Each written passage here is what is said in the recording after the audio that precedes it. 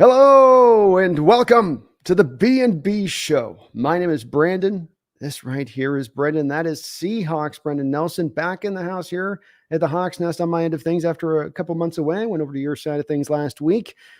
Brendan, it's good to have you back, man. Feels like we're now fully back in the flow here, back with you on the channel here as we could do these shows again as we did throughout the last couple of years now. How's it going? Oh, that's right. I'm happy to be here. I'm having a good day. Thank you for having me over here. It's been a mellow training camp, man. As we were talking about last week, it's been pretty quiet, which is kind of what you want to hear for the most part. Just good hard work, everybody competing. Things getting a little saucy at times, so the intensity's there. But it has been pretty overall just smooth sailing throughout the course of this early part of training camp, has it not? I would say for the most part, that's true. We did have the only rookie semi holdout in the NFL, I guess. But other than that, it's been kind of business as usual. I do see some people saying, we got all these injuries. Why is everybody getting hurt? But I really think that if you look around the NFL, every team is having things like that happen, and it's an unavoidable part of a sport like football. Yeah, especially if you're going to have them going as close to full speed as Carroll's practices are supposedly known for going, of course, which is that they go 100 miles an hour at all times, and that's going to probably lead at times some of those injuries that it makes it a little bit more understandable. We have gotten a couple guys that have gone down in Whitaker, who they released today, and then we had Blunt go down. Did you have any updates on Joey Blunt, the safety who was carted off the field yesterday? All I know is he didn't practice today, but they haven't really said too much about it beyond that. I'm a little wondering why we haven't got an update on Damian Lewis, because he's now missed a couple sessions in a row, and I don't think played in the mock game. So I'm wondering what's going on there. Wondering what's going on with Derek Young. We know he might have a sports hernia, but they haven't really gone into more detail. So there are a couple things that we could stand to maybe get filled in here, but overall, I feel fairly good about where the team is headed into the preseason. Me too. And these injuries, as far as what we can tell from them, nothing seems to be season-ending of the variety of anybody that's a real important player at this point. You're due to get everybody kind of back at some varying place during the course of this preseason / maybe just the early start of the year from Jamal Adams on downward through. But it is it's definitely something to track, I guess, and monitor as we go forward. We did have ourselves a little bit of a scrimmage game this past Thursday, and it's been interesting reading some of the tidbits taken away from it. I watched some of the tape, Brendan, myself. I'd love to have your take on this, looking at the cut-ups and trying to read into it too much, but I came away with only a couple of real small amount of things that I came away from the game I thought of being notable. It was all pretty dry, I guess is the term I would use. How did you see it? Yeah, I think that's probably a pretty good way to put it. It's not like last year. Last year, we didn't even know who our quarterback was going to be. We didn't, to a certain extent, we didn't really know who our running back was going to be. There were a lot of questions about the roster that we don't have this year. We didn't even know who our tackles were going to be last year. It was, are we going to go the rookies? Are we going to go the veterans? This year, there's nothing like that. We've got some interesting battles, but they're more like who's going to be the fifth wide receiver? Who's going to be the practice squad tight end? Who's going to be the long snapper? Stuff like that. I will say of the things that we saw heard about, because you didn't see much of it in the mock game, Boye Mafe, he continues to be, they keep calling him the most improved player from last year. And that's a big deal because we had a need at that position, that other edge spot opposite Nwosu.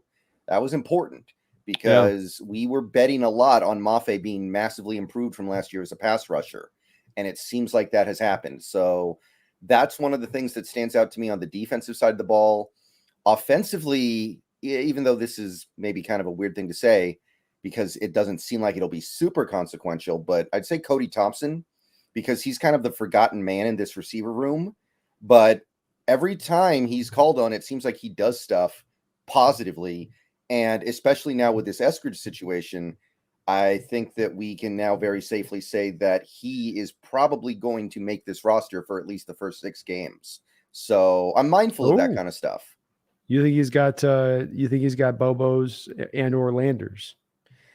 Well, Landers, from everything I'm hearing, is not really a football player right now. He's how should I put this? He's just an athlete. Like he can't really run routes. He can't really do anything other than just run really fast in a straight line.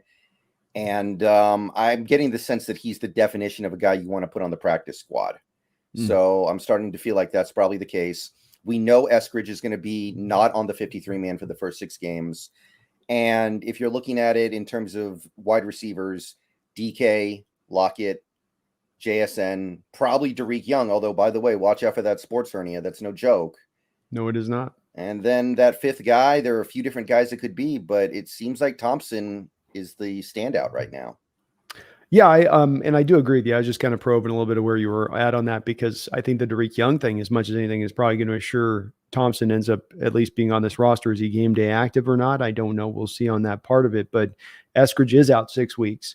And then Derek Young, if it is a sports hernia, it's going to be a 6-week injury on that one as well, I would believe, somewhere in that neighborhood. And then that you start going numbers game. You go Tyler Lockett, DK, JSN. And then it's down to really, isn't it, down to Bobo Thompson at that point? Am I forgetting another name in this mix here that I should be? Cade Johnson, I guess, is technically still on the roster. Yeah, Cade. I think that's basically it. Because you got the 2 rookies. I guess you have Tyjon Lindsey, who's another rookie, but I think he's a clear number 3 behind the other 2 rookies. Mm-hmm. So I think that's pretty comprehensive in terms of wide receiver stuff. And yeah, it seems like even though Cody Thompson isn't as talented or as intriguing as a guy like, say, a Matt Landers or Jake Bobo, or I would say even a Cade Johnson, it seems like he's just better than them at the end of the day. And that's what matters here. So feels like he's going to make it. I know it's not of huge consequence, but it could end up being of some minor consequence, right? He's on the team. Well, it isn't too, in the respect of, let's think this through a little bit. If we know D's out, we know Derek's out. The problem opening here becomes the slot receiver position. Was JSN's lighting the world on fire, which is a magnificent thing, and hopefully he can remain upright throughout the whole course of the year, so that this isn't a problem or discussion we have to have very often. But if he goes down, your backup plan's been Eskridge. And if Eskridge goes down, your backup plan's been Derek Young. If Derek Young goes down, you don't really have a backup plan in your receiving core to go 4 deep at a slot position. So you do kind of have to scratch your chin a bit and go, okay, what are we going to do to get creative? If you have a functional guy like Cody who's been developing in the backside, sidelines a bit, could be interesting to track what he does, especially if he lights it up in the preseason, Brendan. If he goes out there and he's going to get a lot of run. Lord knows that. And if that happens, maybe it is a guy that you end up seeing with actual snaps on the team, and we'll see what he can do with that when that happens. Like you said, when he's been given the opportunities, it seems like he's taken full advantage of them. What else did you kind of have as far as some takeaways out of this game? It's mostly the standard stuff you would kind of expect, like just as one example, Metcalf looks good, right? But that's not surprising. That's not breaking news. That's not exactly a bold proclamation there. Let's see here. Maybe Draymond Jones, but again, that's another guy who we know is very good. We know how good he is because he was good in Denver for years and we gave him a lot of money. But hearing about some of the stuff he's doing in the backfield is encouraging. And it sounds like he's good so far. And I know this doesn't mean a ton yet because we don't even have our starting running backs for a lot of training camp, but seems like he's good against the run, which is the main reason why a lot of people in the football world thought he wasn't an elite defensive lineman yet. He wasn't considered to be a good run defender. So if we end up unlocking a little bit more from him in that run defender category, I think that's a big deal and it'll make this team all the better for it. So I would say that is another thing that stands out. And I guess the final thing is the stuff we're not hearing about. I haven't heard anything about our long snapper this entire training camp or in the mock game, which must mean he's doing his job, right? That makes sense to me. If he was missing snaps and sending it over the punter's head, we'd probably hear about that. So I guess he's good. And if he's good, that means we don't have to go out and spend that extra money on a veteran long snapper. That is usually something reporters will note if they talk in press. If they've got there's a bad long snapper, that's something reporters will jump on with 2 feet. They're not shy to bring it up. So that's good to hear because that can be a problem you don't expect to come up, but you don't appreciate it. It's like insurance. You don't appreciate it until you need to use it. The thing that I thought was interesting with Draymond Jones, to your point on that as well, he was having his press conference today talking about, acclimating to Seattle and that the coaching staff is already allowing him to take his shots. And to me, I tend to speak in shorthand of that of I'm going to get the opportunity on a play to have a given responsibility, but you can trust that I'm going to read the play correctly in order to jump, get maybe into the backfield a little quicker than I would have been able to if I stuck to my responsibility and just guided this down the line of scrimmage, so to speak. And I think that's really encouraging to see the coaching staff do. There was cut-ups that I saw from Quandary being able to have that opportunity to do that last year too. You want to hope that you allow Bobby to do this as well, because this is what you didn't have kind of before with some of the youth in this defense, which is that you have guys that can recognize what they're seeing across from them, who aren't going to get fooled, who aren't going to get misdirected, who are going to be able to say, hey, I've seen that 10,000 times. I know just what you're trying to pull off here, and I'm going to be all over this kind of play. It's part of what having a guy like Michael Bennett back in the room here, teaching these guys the past couple of days, that's part of what made him a really good player, is that he had some good physical stuff that he brought with the first step quickness, ability to use leverage, his hands. But it was also kind of his knowledge of when he could take that jump snap, when the guard next to him would be going to hit a reach block. And so as long as he just ran full speed off the snap and shot that gap that way, this other guy trying to get to his block couldn't reach him, and he could get into the backfield and cut it. And it was almost as much as his brain kind of guided him on that as the physical ability. And it seems like that's been Draymond's somewhat of a comp to him a bit. It does seem like that's what Draymond's bringing now too. What do you make of the Kobe Bryant move to safety? I think it's a pretty nice way to promote versatility in the secondary. I like it. It may end up being his best position in the NFL, by the way. That's pretty easy. I have heard that he's one of the guys kind of getting beat up in camp by these receivers. He's just not quite quick enough, it seems like, to keep up with them at times. And we've got really good receivers, so I don't know if you can say anything too bad about a guy getting beat up by our receiver room. But I do think that there are some physical limitations on Kobe Bryant that make it so he may end up finding his destiny at safety. Like his main positive trait that we've seen so far is his ability to attack the ball, like doing the Charles Tillman punches, forcing all those fumbles. He forced fumbles last year that didn't even count for one reason or another. He actually had like 6. So couple interceptions too. Yeah, that were taken away for one reason or another. And if you put him at safety, that might allow him to use that even more, because he's kind of got the whole play in front of him and he's coming downhill instead of chasing receivers.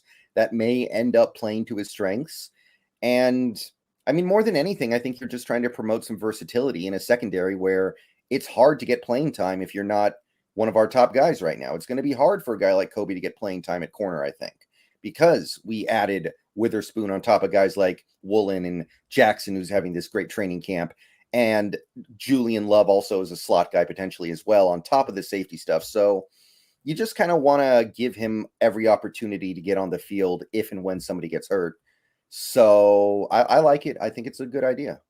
Any worries though about the fact that you're, now moving a guy for the third time, into the third position now in 3 years, and that, that there's maybe a bit of a harming in the development of doing all these things where he becomes essentially, hopefully you're hoping, a jack of all trades, but if he's not allowed to really settle in at any one given spot and get good at that spot, how good can he get if he is being moved all over the place? And that's always a possibility. But my question would be, is he being moved or is he just being utilized for more flexible methods? Because to my recollection, in that mock game, he was a safety with the backups, but he was also playing cornerback with the starters. So he was doing both. It's not like he's getting moved so much as his role is just getting expanded. And what I would say is I'm not so in love with Kobe's, even his potential as a cornerback, to where I feel like we're losing out on something really, really valuable if he ends up stunting his growth a little bit at that position. Yeah, I think that's a fair point with it. It's just the thing that I do wonder in this is that you moved him to a place in the slot that he'd never played before. And, if they are, I think there is a bit of, you're right that they're doing this from a position of strength, but there is a worry for me too, that it's playing in NFL's hard. And, we've done this at times in the past with bumping the guy all over the place. And I guess it kind of worked with Britt when you eventually did this before, but it just seems like more of a road to kind of a guy eventually getting out of the league because he just can't find a position. And then you come back to it and you go, yeah, but could he have found a position if he just was given, this is what you're going to be here at the NFL level, safety or a slot. But he does bring at least that Tillman punch to play, which is certainly something you can use. Safety position, slot, outside corner, you can find a use for that on the football field. Again, to your point on trying to get him a pathway to the field if you need to at times. And you look past Julian Love and Jamal Adams, especially the Joey Blunt injury now, you don't really have anybody in the third rung there at this point in time. Yeah, it's Jarek Reed II, who may or may not be ready. Right. And he may be more of a free safety than a strong safety, really, when it's all said and done, as far as that being his best position. Austin Cassman, thank you for the $2 donation. I appreciate you, Austin. He says, anything enlightening from the unofficial depth chart? Yeah, I did take a look at it. It's pretty boilerplate, I think. It's exactly what you would expect. I didn't see anything there that gave me pause, except the only thing I saw on that I kind of looked at twice was Monet's currently listed as the starting nose tackle, which I think is just kind of paperwork because we know he's still on the PUP, but he Mm-hmm. was listed as the starter. And then Mm. Reed and Jones were the starting ends. And we're being told that Reed is going to play nose tackle, but I don't necessarily feel like that means anything. There's a reason why it's unofficial. Yeah, I don't give it a lot of weight, Austin, too, when it is in this unofficial status. And I think even if it is a coaching staff saying, here's the list of guys, it's going to be a list that's going to change potentially in a big way within a couple weeks based off of injury and how guys perform out there in training camp. And then you have also those positions that are locked in that we know what the depth chart is. You know, we can go through the receiving core and say it's an A, B, C, D. We can go through the running back room, A, B, C, D, E, tight end room, A, B, C, D, E. So I don't think there's any of those things changing at those positions. It gets segmented to just the certain positional groups. But we got to get through, I think, a little bit of the preseason games to get anything that we feel solid about making predictions on that or where things will go with that. So, yeah, Right. I don't think there's anything. And I saw nothing odd as well, Austin. Nothing that was jumping out to me. It looked pretty. And the boilerplate's the good word to use on that one. Thank you, though, Austin. Appreciate the donation. James Mack, thank you for the $10 donation. I appreciate you, James. I hope you guys are all having a great night out there tonight. A fine little summer evening here, nice and temperate. He says, bleeding green and blue since 1982. Get ready. The Hawkpocalypse is coming. Well, thank you, James. I like the sound of the Hawkpocalypse. I think that'd be a good name for this upcoming season. If we call it the Hawkpocalypse, I think we'll be feeling pretty happy about the end result. Yeah, I can get behind that. That's pretty good. 1982. That was that's actually a pretty good time to start bleeding green and blue because you're just 2 years before the best season we had before the current era, right? That's right. No, we got the magical year. We went down into the Dolphins and beat Dan Marino on his home turf. And that was Knox got a little bit of success through those 80s times. You got a little taste of it. James, like me though, then had to go through the dark 90s, Brendan. We don't ever want to have to go there again. It's like the Middle Ages, dark ages. You know what I mean? Everybody was dying on the streets. It was the Monty Python sketch, bring out your dead, bring out your dead. One of those things. So it's props to you, James, for hanging in there as long as you did. I'm right around the same point, a couple of years a little bit later, but I hope you're right, man. I'm feeling really good about this upcoming season, as positive as I felt about this team, as optimistic as I felt about this team in kind of some years going back.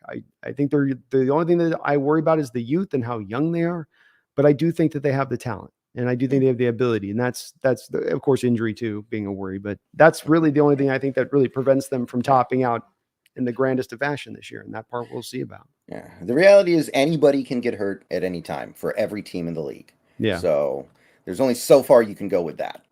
It's always got to be something you put into the italics on the edge of it. But talent wise, this is as talented, as good a group as we put together, including the Super Bowl years. I think you could even say this is the benefits of putting this many draft picks this closely together and then seemingly finding success in just about all of them, at least at the top that you picked. This is how you build these kind of teams, because so many teams still build really good teams, but they're missing hit. Okay, then we got to sign this guy and sign that guy. And then, okay, now we're kind of good. You're kind of looking like you're hitting picks all the way through. Is it Cross, Lucas, Walker? We'll see about Kobe Bryant, I guess. But then you got Tariq Woolen, you come back for him. And then it looks the same way this year with JSN, and Devin Witherspoon appears to be. We do got to worry again about that hammy now, Brendan. The hammy's back to biting him again here, which has got me worried. Yeah, the implication is that it's pretty minor because he was running around on the sideline. He just wasn't taking part in team drills. Some people think that we're holding him out because there's a game this week and we want to make sure he can play in that game. But we'll see. We'll see. I mean, I often do say hamstrings are something that can go on for a lot longer than you expect, or sometimes much shorter. But there's a lot of variance there that can't be accounted for, and you just have to wait to see how it heals.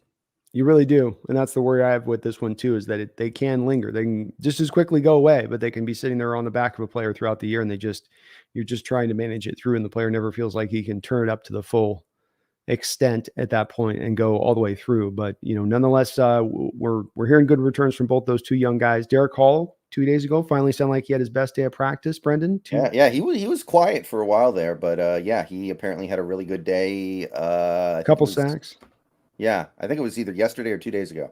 That's right. And he Very had been encouraging. quiet. He had been kind of Mhm. quiet up until that point throughout this camp. It'd been just not a lot going on with Derek Hall at that point. Yes. So it looks good, man. Looks good, James. I appreciate the donation and Hawkpocalypse. I might have to put that on a t-shirt. Might have to get that set out there on a t-shirt there on that one.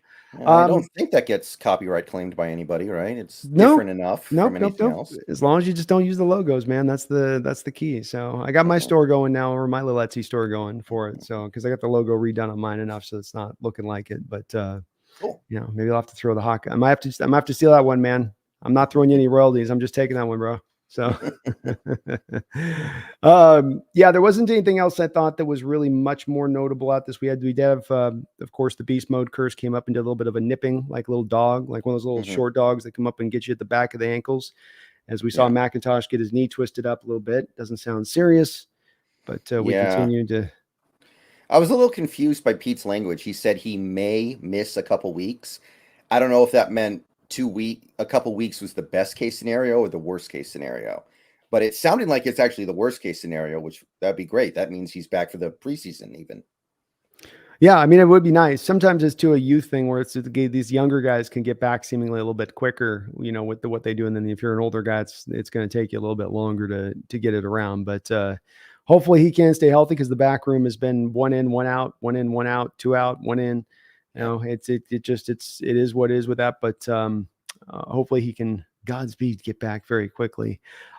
We haven't heard much anything else from the interior with the pads on. Bradford, Olawatimi's kind of getting the case to coffee there at times for starting over Brown. Sounds like Brown's still a little ahead of him, though.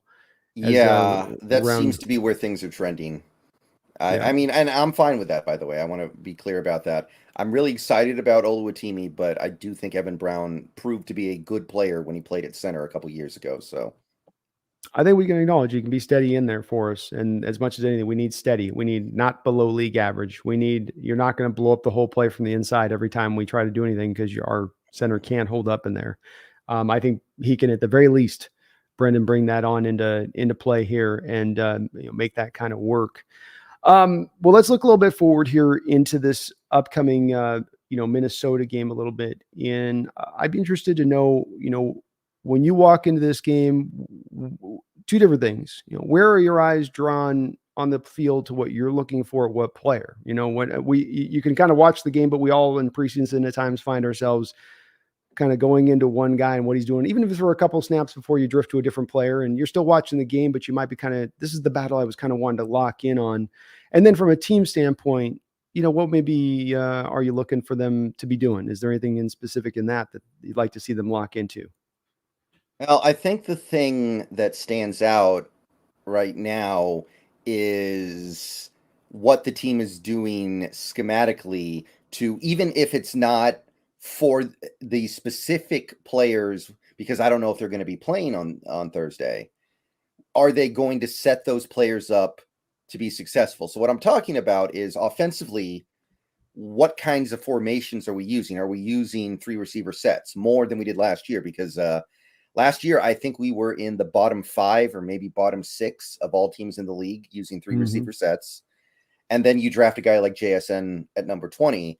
Talked about this a lot already, but the way you make that pick work, the way you make that pick a good pick, is you get JSN on the field a lot, and you do that by going to 3 receiver sets, because you're not going to take Metcalf or Lockett off the field. That'd be silly. Those guys are really good, and they're paid a lot of money, and they've been good for you for a long time. So I want to see what the offense looks like in terms of pre-snap formations, who they're getting on the field. Now, I don't know if any of those guys are even going to play in this game. I've heard that Geno won't play, so maybe those guys don't play too. I don't know. But even if they don't, I want to see how often we're going to these 3 receiver sets. I think they call it 11 personnel, where you have the 1 tight end, 1 running back, and 3 receivers. And then defensively, it's kind of the same thing. I want to see man versus zone. How often are we running man coverage? How often are we running zone coverage? There was an interesting interview with, I believe, Aaron Schatz, formerly of Football Outsiders. And he was dropping several insights about the 2022 Seahawks. And one of the things he said is that the Seahawks ran more man coverage last year than they ever had by a wide margin, which is very contradictory to what PFF actually had when they were looking at coverages. So I don't know who to believe there. But either way, this is another example where you take Witherspoon number 5 overall. If you want to get the most out of that pick, you have to start running man defense. And that goes, by the way, for Tariq Woolen and Julian Love and Jamal Adams as well. If you want to get the most out of these guys, you got to play them to their strengths, which is man. So those would be the two things I'm looking for on Thursday. Yeah, I think that's a good number of items to look for, and I agree with you. The man coverage stuff would be really good to see. I think there's a little bit of differing opinion here, Brendan, because I was doing a video on this yesterday with a Tariq Woolen on man match, which is cover 3 man match. So it's if you're trying to make an assessment blindly of a team and you're looking at the all 22 on a man match situation, you could be seeing the guy dropping, back into coverage, and you go initially, oh, he's in a cover 3. But then he ends up jumping the route. And then you go, well, he freelanced on that, but that they were in cover 3 coverage there. And then he freelanced into it. But if it's a man match there, of course, there's a directive on the play to match up with that under route there to go with that guy. And so that probably leads to these people that, depending on the differing eyes that are looking at it, is whether they're going to make the assessment of whether that guy was in, technically zone or man. But I would agree with him that, especially when it comes to Tariq Woolen, the team leaned into those concepts heavily with him over the course of the season and let him kind of free range roam. And you've got to get the best out of this defense by what they do best, like you just said. And that is coming downhill, being aggressive, playing man coverage. You're in a 3-4 defense. Brendan, doesn't all this stuff just marry together? I mean, it really just does, doesn't it? Do 3-4 man-based corners and guys that can blitz from the inside around the box. And you've got the stuff now. You haven't had that stuff in the past to do it. Now you've got the parts and pieces to make it roll. Yeah. This defense has been built to run man as near as I can tell. With the guys you've drafted, the guys you picked up, like Julian Love, I don't want to understate this. I think this is important here. He was on the Giants last year who ran man more than anybody, I think. It was That's them right. and maybe They always will. It's Yeah. Wink Martindale. Wink Martindale Yeah. defenses will always run the most man in the NFL. Or Yeah, like and maybe there's one other, but he had a monster breakout year too. So he excelled in those circumstances. So you're going to go out and get him. You got to put him in the right situations. You do. And I'd say the one thing we didn't talk about in the scrimmage that I did notice in some of the cut-ups was that there was a lot more of the stack box play showing off. There was a lot more of it seemingly defenders down around the line of scrimmage, as opposed to us seeing a lot of the too high situations going on there on the tape. And this again leads us back to you can blitz off this, you can run the man-based stuff off this, you can pressure stuff a little bit more, you can clean up the run game more because you have extra bodies to do it now if you go in that direction of things. So I do hope they lean into it, Brendan. You and I have been for a while on this, but we do know as well this does go very hard against Coach Carroll's DNA at his core of what he wants to do and how he wants to operate his coverages. So if he does it, it'll be maybe his coup de grace stroke of genius at the end of a great coaching career. But if he doesn't, then it's him again doing a little bit of the slamming circles into square holes and not knowing why they're not fitting, if it's on the other end. I think Drew Lock, like you mentioned on Geno Smith, he's not going to get played a lot. Do you share my feeling on what we need to see Drew Lock play a clean football game? Yeah, I mean, that would be nice. He's getting put in a pretty good situation. Maybe not so much in the preseason, but in general, it seems like he's in a pretty good situation when you're talking about the players around him and the offense, I would say, because the 1 year he was good in Denver was the year he was in a very Waldron-like scheme. That was one thing that was talked about when we acquired him, that when they moved on to the Fangio era, that offense that they were brought in really didn't work well with Drew Lock. And he was kind of coming back to a system that would probably work in his favor when he came over to Seattle. So you put all these things together, you take a look at the situation that he's in. And I think that I think that we do need to see something pretty clean from him. I think last year when he got out there in the preseason, he had already missed a game, the important game, really. So he was probably pressing a little bit. We talked about that. And that's fine. But this year, I would definitely like to see a turnover-free game from him. I think he can do it. I think that this offense should make for a lot of easy opportunities for completions. You just gotta hit him. And in this game, he may have the opportunity to play with the starters. It's possible. I don't know, but at least some of them, right? I don't think every starter is going to sit. So at least some of them. Well, it seems like to me, if I can understand not playing Geno. He's an older quarterback. He's going to have to play 17 games this season. Yet there's no reason to really, with where he's at, to feel like you have to run him a lot.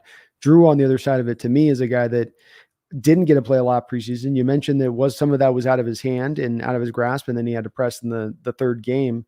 But I think you do want to have this guy who has now not played a lot of football here since leaving Denver and losing, I think, even that job halfway into that year. Or he didn't play partially that year between, I think, him and Bridgewater. So just he needs to play probably a little bit more football here. We need to get him a little bit more onto the field running through. And I think just at the end of it, though, to think about whether this guy can be a guy we go into future years, past this year, beyond, of if no other team wants to give this guy a starting opportunity, do we feel good about him being kind of your de facto backup every year, where there's like a new contract every year you're coming up to him with, or you're saying, here's a 1-year deal, we'll give you a couple more million than league minimum.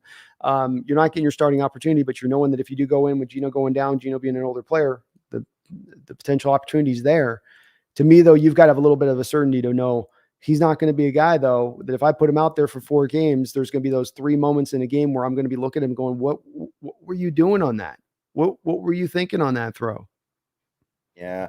I kind of feel like he won't be back here next year, though. I feel I like do too. next year's QB draft is going to be really good. And I know we say that a lot, and sometimes it happens, sometimes it doesn't. But no, really, next year's QB class, I think, is going to be really good.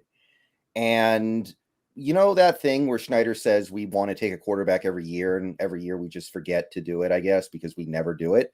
Mm. I think this might be the year we finally are like, oh yeah, we should probably take a quarterback because we keep telling people we want to. So I kind of feel like Drew Lock. I mean, we're not going to carry 3 quarterbacks in all likelihood. We've done that like once or twice since Carroll got here. So I feel like we're going to be going a different direction next season. But I mean, while he's here, we may as well get try to get good things out of him. For all we know, he has to play some this year. So yeah, of course. Yeah, I agree with that. Your thoughts onto the quarterback class, I think, just to build on what you're saying with that too, is it's a strong quarterback class, but it may not be a strong quarterback class as far as there being a ton of first rounders. It may be that you have only 2, maybe 3 first rounders, but it looks like a strong class to me from the 2nd to the 4th round, and really, really deep in that range. Like there'll be a good amount of guys taken in that place. Would you say that's fair in your view of it early on too? Yeah, I made my preliminary watch list. I had 15 quarterbacks on the list. Now, some of them are the true blue chippers who we're never going to be able to draft no matter what. Mhm. But there's good depth in here as well. There are definitely quite a few guys, and I didn't even include some of the guys that I'm not quite there on yet, like Deion Sanders' kid. A lot of people are talking about him. I don't know. I'm not there yet, but he's somebody who could absolutely become that guy later this year. There are a lot of guys in the currently ranked in like the 5th or 6th round range on the aggregate that could become guys this year. So I really feel like this is going to be a great draft if you're looking for an heir apparent / long-term backup. I think too that the reason they've not gotten to take one every year like he's intended to do. Don't you think some of that's been a bit of an extension of the fact that there's not been the talent there in that range where there's a better player if they're on the value of their board over the last 3, 4 years, 5 years, that they didn't go quarterback because the value was there was so much of a better player on their particular board at that spot, 2nd round, 3rd round, than there was really a 3rd round rated quarterback that they felt good at. If we look at some of these guys that have gone later in recent years, in that 2nd, 3rd round range, who's really taken off, as a 2nd round quarterback in that time or 3rd round quarterback in that time. I'm sure there's probably been like one, but you would have had to have like pulled out the needle out of the haystack to make that thing happen. DTR looked good in the Hall of Fame game. We're both on DTR though. Yeah. That's DTR would have been the guy both of us I think would have been on favor for. But where did DTR go? Was he 4th or 5th? I mean, I don't think he got picked until day 3. I'm pretty sure about that. But even then, like, I understand that the players that we did take, like, I know we both don't love Cam Young, but Cam Young is going to have a bigger impact for this year's Seahawks team than DTR would have for sure. I agree. And I think Schneider knew DTR was kind of the one, him and Stenson at the end of the draft, maybe Jay Kaner you throw in there. But There wasn't a lot of guys in this draft. He already had the look-see to next year's draft, and the Drew deal had been signed already. You had walked in knowing that deal was done. So you really want to sign. What you want to do to me is when you make that pick in, let's say, second, third, fourth round of a quarterback, beyond it being a quarterback of the future, you're really picking for a guy that maybe is almost like an asset. Because I think Schneider goes back to his Green Bay days on this, Brendan. That was Green Bay's whole thing back in the day. They had Favre, but they would constantly be loading up. They'd build a guy up, get him all valuable, and then they would trade him and get assets for that guy. And that's what he's really doing at the forefront, beyond it being, here's our next quarterback of the future guy we're looking for. So I do think next year's year they do that in. I think this year you do roll with Drew Lock, but it's in our best interest. Drew gets a lot of play here. There's always the outside chance too here, Brendan, too, that something weird happens in the next couple of weeks in some training camp. Contender has a quarterback go down, and you just had Drew Lock come off the edge of playing fantastically over a preseason period. I'm just saying, things can turn in that way too. So I bet he gets a lot of run here in this preseason. Yeah. Who's the third quarterback? It's Holton, right? It's still Holton. So I don't think we see anything there. I mean, you play him a little bit because you have to, but I don't think we feel obligated to give Holton any reps because, that could be a guy who makes our team and becomes our. No, I think he's just there because he's there. Emergency is what he's there for. I don't think they see him in that way either. So we'll see how it goes with it. Megan, thank you for the $5 donation. Good to see you in the house. Hope you're doing well. Says the only time I will brag about my age is when I say I'm 4 months younger than the Hawks' first game in the Kingdom. We got some OGs in the house tonight, Megan. OGSs, or should I say, in the house tonight. It's good to see. And nothing wrong with that. Nothing wrong with that. You just got the extra wisdom of all those years as a Hawk fan. You suffered through the brutality and the horrors, and now you get to enjoy the delights, as they say, Megan. Yeah, it's been mostly really good ever since Paul Allen got involved. It has. We've been really lucky after all that time of going through bad ownership to have the good ownership in there that, understood what it took and got it done. But thank you, Megan. Appreciate the donation. Roy Frolic, thank you for the $5 donation. I appreciate it as well. He says, release Ryan Neal and then move Kobe Bryant to safety. What the F? Yeah. That Ryan Neal thing is the one thing we did this offseason that I can't defend and I don't think can be defended. We just needed the $2 million, I guess. Even though with the restructurings we've now done, we actually didn't. So I think we just messed that one up. I think that's really all that needs to be said about that one. Do you feel too? I don't know. We've not heard this, but I don't know that we would have heard this if this was also the case with Ryan Neal. Because I share your frustration. I share Roy's frustration with this, and I'm not happy about that either. It was like you had cheap club control, and this is what you aspire to do with guys when you get them in like this. When you find diamonds in the rough, is to have the cheap club control so that you can round out the roster and spend in other ways to build a Super Bowl contending roster. The thing I wonder, though, here, Brendan, and I do come back to thinking that this is something that'll be eventually a part of the truth we'll hear about, is if not that Ryan Neal said, yeah, I'm heading into a free agent year and you've got me third on the depth chart. How does that work, Coach Carroll? How's that going to work with me now going out and getting a contract next year? And yeah, he said that wasn't the case. He said he wanted to be in Seattle. Well, then I take him on his word at it. Then it's one that just continues to be one that you scratch your head and you don't get. Bryant, I think Brendan's got a little bit more of a level-headed minded approach with Bryant to safety than I do on this one. I get frustrated moving these guys around. I hate doing it because I think it, number one, does hold them back in their player development. It doesn't mean that it crushes their player development or prevents them ever from reaching their top end, but I think it at least slows them down. And number two, to me, it doesn't show always a lot of foresight in your outlook and view of what you want to do with the player. It's like you're kind of figuring it out as you go along. And maybe that's just that he's not as good as they thought he was going to be to play on the outside or play into the slot. Maybe that's what it is. But that's the part, I guess, those two things do frustrate me a little bit too.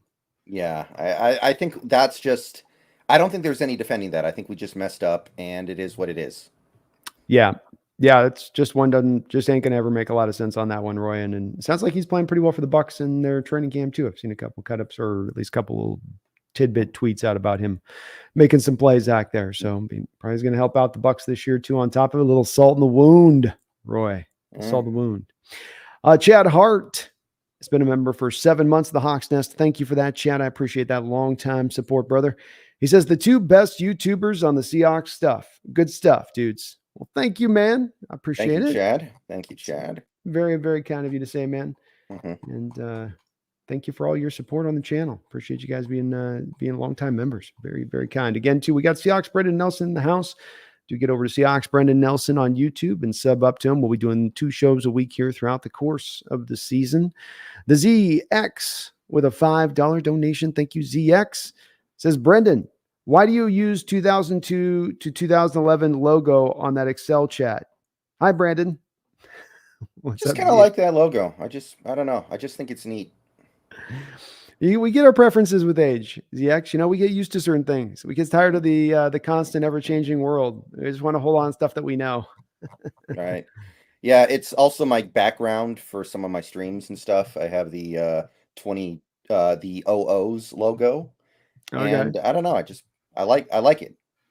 Yeah. Well, we all got our preference. I'll use out the old logos too at times. So Yeah, I don't know. I mean, maybe I'd get, kicked off the internet if I was working for the Orioles and had the old logo or something, because they fire people for Jeez. everyone, I guess. But Yeah, the that was Seahawks, the Seahawks don't seem to have a problem with it. people rallied around the kid though, man. They got it. That's so Mhm. cool. All the national announcers were like, "How dare you, Baltimore? How dare you do that, kid? He was just being honest. Is this what we get it for being an honest journalist in this world?" Yeah, very weird. Appreciate you though, ZX. Thank you for that, man. Long live the Excel. Long live the old logo. Well, we're bringing the old back this year, so Mhm. maybe it kind of fits. Megan with another $2 donation. Thank you, Megan. She says, but I became a true 12 when Pete came from USC. Well, that was a good time to become a true 12. Yeah. I'll tell you that. You know? Yeah, I remember at the time, I still felt like we kind of did Jim Moore Jr. dirty. Like, he took over a terrible team. You let him go for 1 year, and then you're like, get out of here. Like, I was like, man, that's you got to let that pizza sit in the oven a little longer. You can't just crank it up to 1200 degrees and let it sit in there for 3 minutes and then pull the pizza out. But hey, it worked out. It worked out, no doubt about it. I think I'm with you in that I think that there are almost every situation you ever encounter with a head coach struggling in his first year, you enter into that situation and you say, you've got to give this guy more than one season, almost regardless of whatever results you get that first year. But I think you would agree that there is going to always be those cases where you can see and walk away from and go, that this is the exception to that, where this guy was so bad, this is going in such a wrong direction that I have to let him go. Hackett being, for instance, another, that'd be a firing that I support the more firing, and I support that Hackett firing there with Denver, because number one, they went for a bigger swing and a better coach, but he wasn't the right guy after a season. It doesn't mean it was his fault or that he just, I think in a lot of ways, like what Peyton did to throw him under the bus recently was, kind of doing him dirty. But I think that can also be the truth with also the fact that he wasn't the right guy for that job. And, Mora just had some moments there where he just wasn't the steady hand on the controls that you need at times, and to ride through the storms on things wasn't there with him. And I think that's why he also hadn't got another NFL job, and that he then went to college and didn't quite suit out in college, is that, just that was kind of where he was. And so it was tough to do it, but there was also the opportunity to get a Pete too with it, Brendan, where you're going to be able to get a Pete guy if you waited another year. He failed out, was a Pete-like candidate going to be sitting out there for you to go, try to sway. Yeah, I mean, obviously it was definitely the right thing to do. But I remember at the time thinking to myself, he actually improved the team by 1 win. I know that advanced metrics actually said the team got worse, but he inherited a 4-win team, and they were under him were a 5-win team. And I was like, man, you wanted a big turnaround really quickly if you're firing him already. But again, it worked out. Well, and then that's also the 4-win team the prior year, though, came from having a lame duck head coach trying to run the waters. I mean, that's why you don't see teams do that as well, where this guy's going to be our head coach for the final year, and then we've got his successor sitting right back there. I'm sure it'll work out fine. And no one ever does it that way why don't they? Because it's stupid to do it. And because it leads you to probably not getting the best out of your team, when running through. But, it was beyond the stats for that with Moore or the wins and losses. It was just the energy of the team and his guidance of the team and his direction and vision just didn't seem like it was going to work. But again, too, I think it's the Pete thing. It's also him knowing that Pete was going to leave USC at just that time because the sanctions were coming down. And so if he was going to get Pete, it was going to be now. And he wanted a big splash candidate if he was going to move on from Holmgren. And Mora, you can say what you will about him. He's not a big splash head coach. You go from, Holmgren, Carroll, Mora. One of these things doesn't look like the other, right? And I think that was with Allen, a big part of what he wanted was coaches that had the sway a little bit. I think he believed in that being a necessity to make it work. If you didn't have the gravitas, you couldn't make it go. Thank you though, Megan, for the donation. Garth Knight with a $5 donation says Brendo brings up a great point. Paul Allen does deserve a ton of credit. It is a testament to great ownership. He does indeed on that. I think that we don't give him enough credit, Brendan, even us guys on this that do this content creation stuff on YouTube and talking Seahawks often. We got a great break when Paul Allen brought the team and took us from not being LA based to a new stadium to then putting all the money behind it to get the team wherever he could get an advantage as far as to spend money. If he needed to spend money, it could be give him a private jet, the best facilities, the best, getting him new Renton put together, like whatever it took on that to get a little bit of an edge, the acoustics of the stadium, getting that built so that it would be at its loudest. All of that stuff just this is sort of what you kind of daydream about and what you want for an owner, isn't it? Yeah. In fact, when people talk about the forces that made the Seahawks team turn around from what they were in the 90s to what they've been since basically the turn of the century, they always talk about guys like Holmgren or Carroll or Russell Wilson or Marshawn Lynch, but really it's Paul Allen, isn't it? Like that's the inflection point for this whole team for the last 25 plus years. Yeah, you don't win championships without strong ownership. There's no such thing if our owner was just a horror show. Dan Snyder's aren't winning Super Bowls. Al Davis, once you got to a place of, kind of the smarter people being able to take over and it not just being as wild as free as it was in the late 70s, he didn't find any effectiveness anymore after that point. As he got into the mid 80s and onwards, it was done. And there's a lot of other, I think, examples kind of that a little bit of that ownership is not just this pocketbook that walks in and writes a check. It's also a guiding light at the top to go down. And if you have somebody that's weak or just sort of buying it like it's one of their little horses in the stable, then that's how it's going to come off. That's what you're going to see as the end resulting project. And I think Paul Allen really, truly did care. I always go back to Brendan, the story of John Schneider having to, write up after games to John, the notes on what happened in the game and why things occurred, and then submit it to Paul Allen. And I would measure to guess that there's not a lot of owners that would require that very kind of similar thing from general managers. Yeah. I mean, that is pretty cool. I actually did not know that one. That's pretty good though. Yeah, no, I heard it was like eye-opening because I was like, that's an unusual thing, but it speaks to Paul Allen part of why he's so successful in what he did and why he was good at what he was that he was in on the details like that. He wanted to know. And so hopefully it seems like Jody's kind of navigated the waters through pretty well overall at this point. Can't deny she chose the right pick between the Wilson Schneider Carroll thing, that she picked the right horse in that one. And, hopefully she's going to continue to carry it on in his legacy in the way that he did, which would be great. It's good to see him spending some money with the Uchenna Nwosu deal and converting base to bonus, Brendan, to create some more cash to spend some more money, which has been the thing that, I've harped on a bit with my worry with her. And not necessarily being her problem or fault, but just because of the trust, them being, hamstring by it. But it looks like they're, still willing to spend a little bit, which is good to see.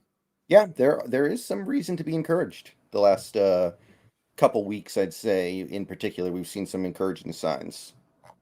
Very, very, very, very encouraging. Thank you, though, for the donation, Garth. I appreciate you as ever, man. The ZXQU, why 90s throwback jerseys? Bad memories. Use 80s. Yeah, I did admit that when the throwbacks were announced and shown, I was like, as somebody who started watching the team in 1996, I associate those jerseys with not so great things, even though they are good jerseys still. They're fire jerseys, but I don't disagree with you, man. If they would go to the 80s, I would have been even more on board in that area of things. So, hopefully this just opens the door to them using more of the throwbacks. I think all of their jersey iterations have been pretty nice. So, I mean, maybe the early 2000s were the best ones. Yeah, but I would love it if they did. So it just sucks that we're only getting 2 games too. I'm hearing about the store being sold out there, Brendan, and they're having a hard time, keeping stock. It's like, this should be telling you something. Should be letting you guys know maybe they want more of this, like more on Sundays, game days, But thank you, ZX. I agree with you, man.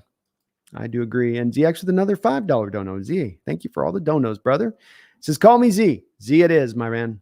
So speaking of old school, ground chuck. That's when I became a 12, living in South Dakota. The ground chuck was an original, man. He was an original. Yeah, I and know it's before your time a little bit. Yeah, it was. But you got to say, overall, he did the right things. It was the right system to have in that time, in that era, with the players that he had. Think of it too. He came here. He's coming to here really still a fledgling expansion franchise. It's only been about 6 years along when he finally gets here. So 5 years along, and you don't have really the purse strings of other franchises throughout the league. You're not considered one of the blue bloods. You're not being set up as an expansion franchise for success early on. You really had to grind it out, and he had to come in here and really instill that in a way from the bottom up, which was impressive for the success that he got. And really when it comes to Chuck and reaching his kind of upper end success, I think the missing of Kurt Warner as being your Eric Dickerson like player on that team, you beyond anything else you could make, that was the thing that ended up keeping you from having that team be a team that could compete for Super Bowls. If he didn't shred his leg after year one and could go out there and just go full bore throughout the course of his career, he could have been a dominating Hall of Fame like player. Does that maybe change some of the trajectory of that team in the mid to late 80s? Maybe so. Yeah, that's very possible. The long list of guys who had injuries rewrite their career arc and therefore a team arc as well. So maybe he's just another one of them that gets kind of forgotten because that Seahawks team never made even one Super Bowl. It's like if you make one, it feels like people think more about the what if nature of things. It is, but I think that it can't be understated because of how extreme Ground Knox's system was. It was wholly built in an era that was running back based. He was the distilled epicenter of an offense being running back based. And you didn't just take Kurt Warner in the first round. You took him with like the third overall selection in the draft. He was that high as a pick. So, when that one basically crown jewel of your building developed and goes to hell after one season, it's hard to go find that other top 5 running back pick to this put right in there. And now you don't miss a beat and you're good to go and everything's, recovered without you missing a step. And they were always kind of chasing that a little bit. It felt like, and Warner still was okay, Brendan, but you just dragged that leg a little bit near the end. Yeah. Speaking of ground chuck and Chuck Knox and all that, there's actually this one YouTube channel that is uploading old NFL games and kind of remastering them. I don't know exactly how they're doing it. They go into details in the video description, but making them look better than they did even at the time on TV. And one of the games, which I actually watched recently, was 1979 Vikings in the Kingdome against the Seahawks. We won on a buzzer-beating field goal. So that was actually pretty cool to see some of that stuff because, of course, that was well before I was even born, much less watching. So some pretty cool stuff, by the way. If you guys in the chat want to go check that out sometime, he's got quite a few games uploaded on his channel from like the 70s. It's pretty cool. Yeah, I highly recommend it too because football was played in a different way back then. You don't have maybe the athletic, beauty you have now, where the guys are as fast, but they were playing also with a certain different type of, to me. I just think back to Brendan, like these guys played the 2-a-days. These guys were padded practices throughout the mini camps and stuff. It's like, okay, you are wearing those guys out. Their bodies don't last as long. They're injured probably more because they're being beat on as much, but you were also probably kind of creating a tougher, more well-crafted player, you could argue too. And there's no substitution for putting on the pads and striking and hitting and knowing how to operate off of that physicality that you really can't, to me, duplicate when you're just in your shorts in a gym or a room or whatnot. That's what makes it fun for me is those guys they get physical and mean at times. I still like going back watching it from that side of it. UPO with a $10 donation. Hey, he says we got another OG in the house. Always love the show. Thank you. Thank you, Yupo. And welcome another fellow OGer. Got all the OGs in the house tonight. Says, always love the show. Here's a fun one. Greatest offense, defense player combo on the same team in Seahawks history. Steve Largent and Kenny Easley, Bobby Wagner and Russell Wilson. I'm going to let I'll let Brennan first answer this one. When people talk about Kenny Easley, they tend to talk about him in very glowing terms. Like they most people who watched him play swear he was better than Earl and better than Cam Chancellor. And I mean, if that's the case, then he's one of the greatest safeties ever.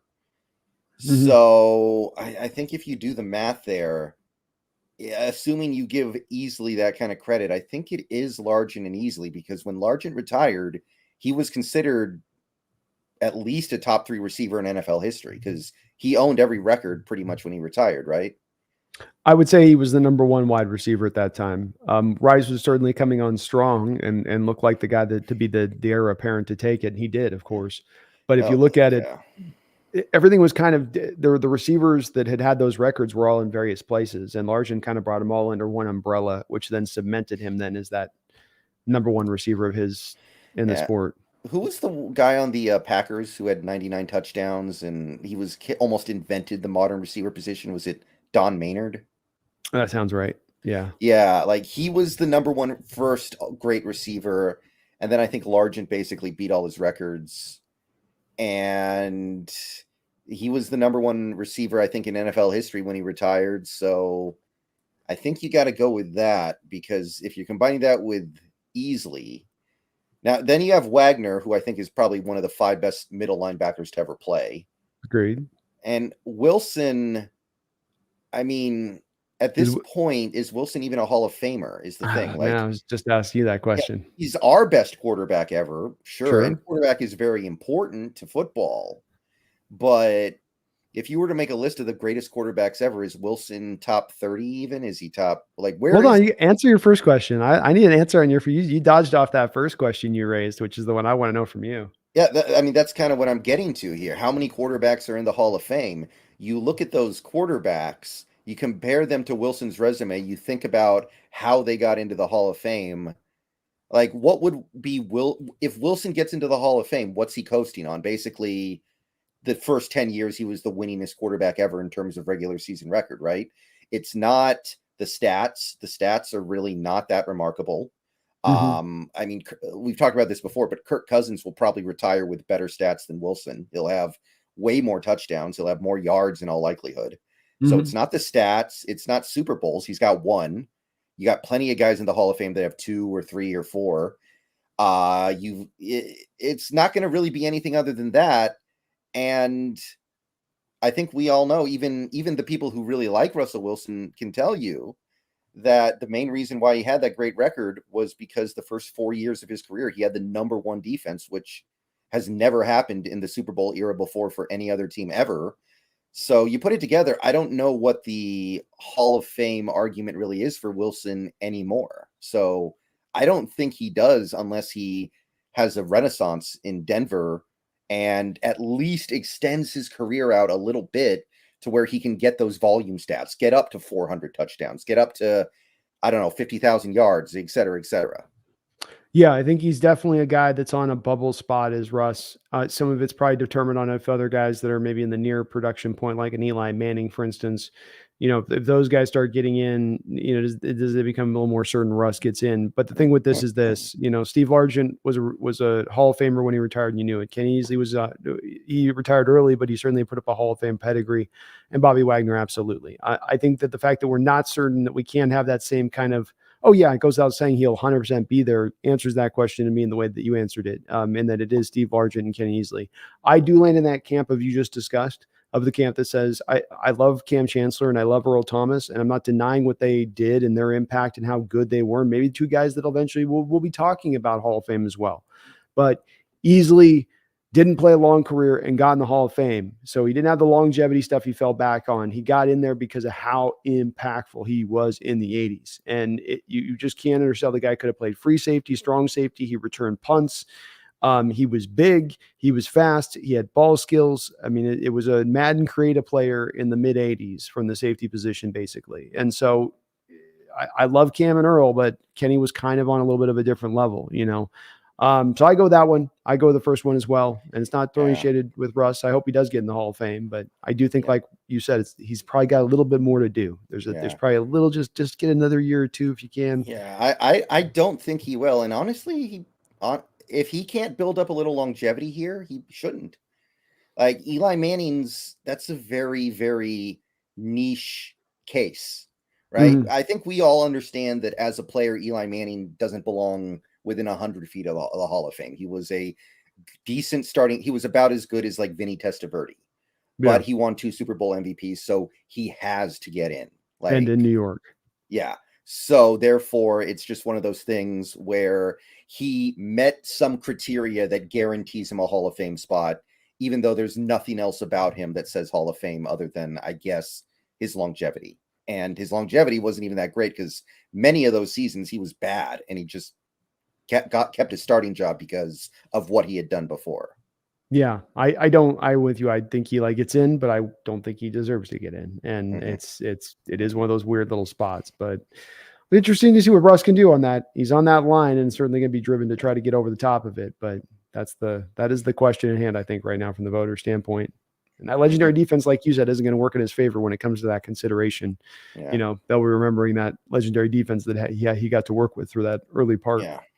And some of the voters, if he doesn't turn things around this year, some of these voters, it would be more like 6, 7, 8 years from now, are going to legitimately believe that he was never any good and Carroll made him look good. Like, some of them are going to think that. It's obviously not true, but yeah, some of them are going to buy into that, especially. And while it's not true, he kind of deserves it if he can't find a way to have success this year with Sean Payton, right? Well, he's been given everything he wanted and asked for. So yeah, that is kind of the case. This is what you wanted. This is what when you submitted a list 2 years ago, this was one of the coaches that you were propositioned to saying this should be the guy. So, well, whether it's fair or not, you're right. That narrative is going to exist out there. And it doesn't take a lot of these reporters that think that way to keep a guy out if that's where they stand on him. He's going to be a bit divisive, I think, in retrospect to the career in that respect of things. You and I both value his time here and what he did. So this isn't throwing shade at Russ. It's just, this is in the nature of answering the question. Cause I know there's some folks that get very sensitive about the Russ talk cause it just sounds like nothing but shade, but it's more just trying to talk about where he is and what's realistic about where he's going and what he's doing and what he's got to do if he's going to reclaim back. So most importantly, what's required here if he's going to bounce back. And it isn't just Sean Payton coming in there and magically fixing everything on it. He's going to have to take those steps forward too. Mm-hmm. Garth Knight, thank you for the $5 donation. I do appreciate you, Garth, on all the donos. Says, Brando, the most notable lingering hamstring injuries in Seattle sports. I have Edgar and Sean Springs. Yeah, boy. Edgar's eventually took him off the baseball diamond. Mm-hmm. They were so bad. Yeah, but he still managed to continue to have a big impact on Mariners teams going forward. It's not like it cost him his career. Quite the contrary, in fact. Sean Springs is actually a pretty decent one because that was a very hyped guy who, I mean, he was a good player, but we didn't really do a lot with him. No, yeah, he was a guy, one of those tightly wound athlete guys too, where they tend to be the ones where it's just sinewy muscle. It's like 3% body fat, and they get the pulls, they get the yanks, they get the the grabs on that. So those are probably the two good ones. I just remember with Edgar always having the wrap on his leg. And then when he would run, it would look like he was cross country skiing when he would be going around the base pads, just you could just feel him just trying to like protect the back of his hamstring. He was running and please don't pop, please don't pop, please don't pop, please don't pop. But who else? Maybe Galloway too. Galloway might have had a little bit of the hammy things going a little bit at times too. He's another one of those kind of athletes like that. It's kind of a little bit tightly wound a bit. He'd have a little bit of hammy issues. Yeah, I'm trying to think of any other ones in like basketball. Nothing really comes to mind though. No, none of your guys rolling the rock on that were bad, and I can't think of any other baseball players that had to deal with it as far as anybody else goes. So it's not actually a very long, illustrious list of hamstrings. We could probably go to a deeper list of guys that have had issues with probably ACL tears or the like. More than that. Yeah, we do go with our hamstrings in the Pacific Northwest. It's not like the South where it's you get dehydrated with the heat, so you can always stay hydrated and keep everything flowing down there. Yeah, very important. That's what were you gonna say? Go on. No, I was just thinking about how I think it was Andy Reid who came up with the idea to drink pickle juice when you were playing Mm, football in really, really high temperatures. that's That's how right. he kept his team hydrated. That's what you had to do when you played down in like I think that game was in like Florida or something. Oh yeah. Oh yeah. Well, and yeah, you get down those Florida teams, make you wear the dark jerseys, and you got the sun, Hmm. and you just get dehydrated quick, man. You go through so much fluid. So smart of Andy Reid, kind of on that one, picking it up there with that. You think they'd have some new age thing by now, right, Brendan? Like they just have this. I know Gatorade's kind of, or they have these sports drinks, but they all seem like when they break them all down, they're just sugar water. When they really boil it all down, like electrolytes and HB, and then when you really break it all down, it's just actually crap for you. Like, don't they have something these athletes can take that'd be like, liquid IV or something? You know what I mean? Just like pure rehydration instantaneously or something. I don't know. Yeah, I mean that's isn't that like the IV thing that they have on some players, kind of It like is, but then that. they got to put the IV in. Like, isn't there something you can just, hey, give me a shot of that thing, and I'll be right back to snuff, no problem. You just think they'd have something like that in play by this point, but we're not Yeah. quite there. I'm just a futurist. Megan, thank you for the $5 donation. Appreciate you on all the donos too tonight, Megan. Thank you so much. Says Brendan, watch that game too. We didn't get them down here. So I've been having a blast, especially watching my favorites, Zorn and Largent. How was the Zorn Largent connection in the game you watched?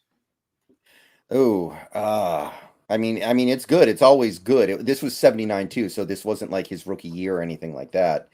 It was when he was already kind of in his Pro Bowl swing. So you got to say pretty good, although it does. You got to say things got better when Dave Craig got there overall, at Oh least in terms Lord, of the day to you, day. you're gonna trigger Megan. she thought she had you signed up for the Zorn love, and you just threw her the curveball, bro. You threw the old Uncle Charlie on that one. Um, no, that's cool. It was Largent looking like a difference maker too in that game? Did it? Some of the games I've watched that he definitely could, even back from that, then you go, oh, this guy's definitely different from the other guys in the field and what he's doing. Yeah, I would say so. It doesn't stand out in the same way that like a Tyreek Hill stands out today, or Yeah, even a Justin Jefferson. But I mean, the production is the production, right? And nobody produced like Largent until Jerry Rice came along. that's true. Nobody produced like Largent until that damn Jerry Rice. I gotta go check out that game though, man. I was here tonight. I'd heard, I think something had been recolored, but I didn't look into it deep. But I do want to definitely check it out because that's some of the problem trying to watch some of that old tape at times is that it's not clear enough. You don't need the HD, but everything's like a fuzzy, box, and you've got the lines going over the top, and you're like, I can't really see what's going on here in the game. I think that was a completion. The ZEX, thank you for another $5 donation as well, man. Appreciate all the donations tonight, you guys. You are awesome as ever. Says should be Throwback Thursday night. Old Jerseys channel is Fort Knox. Oh, Fort Knox doing that stuff. Yeah, he does some good stuff with some clips too, man. I like his stuff over there. Kind of his Okay, jib yeah, on those. that sounds right. So I didn't know he did that on the thing. That's cool that he did that. That's awesome. It should be Throwback Thursday night football. All old jersey. I agree. And more old jerseys. However, we can give them Thursday night football. Whenever we get them, I'd love to get the Niner game be a throwback jersey on Thanksgiving. I just the more the better. For some reason the team seems pretty ardent on this. I don't know if they're pushed by the league to only keep it at a very select point. We had to wait years for them to just have the opportunity to do it. And there also seems to be this group of Hawk fans that love themselves the highlighter uniforms that don't want to release them. No, we got to keep the highlighters too. Get rid of the Wolf Gray. Buy Wolf Gray. Give me a highlighter. There's this one, I think it was '09. I think we had one game we wore like these orange jerseys. Do you remember that? Or did I fever dream that? No, you're right. That was the Mora year. Yeah, You did they were highlighters, but they weren't the full highlighter. They were like the evolving Manda full highlighter, like yeah. you had gotten into you were just before the Homo sapien phase and you were you were at the mid highlighter spot, I guess. But yeah, that was those were even worse than the high. I'll take the highlighters over those. You weren't winning football games in those jerseys. Nobody was. Yeah, that I mean, I think it lasted one game. Like when a jersey only lasts one game, you know you did something wrong. Yeah, it's the designers getting fired after that one.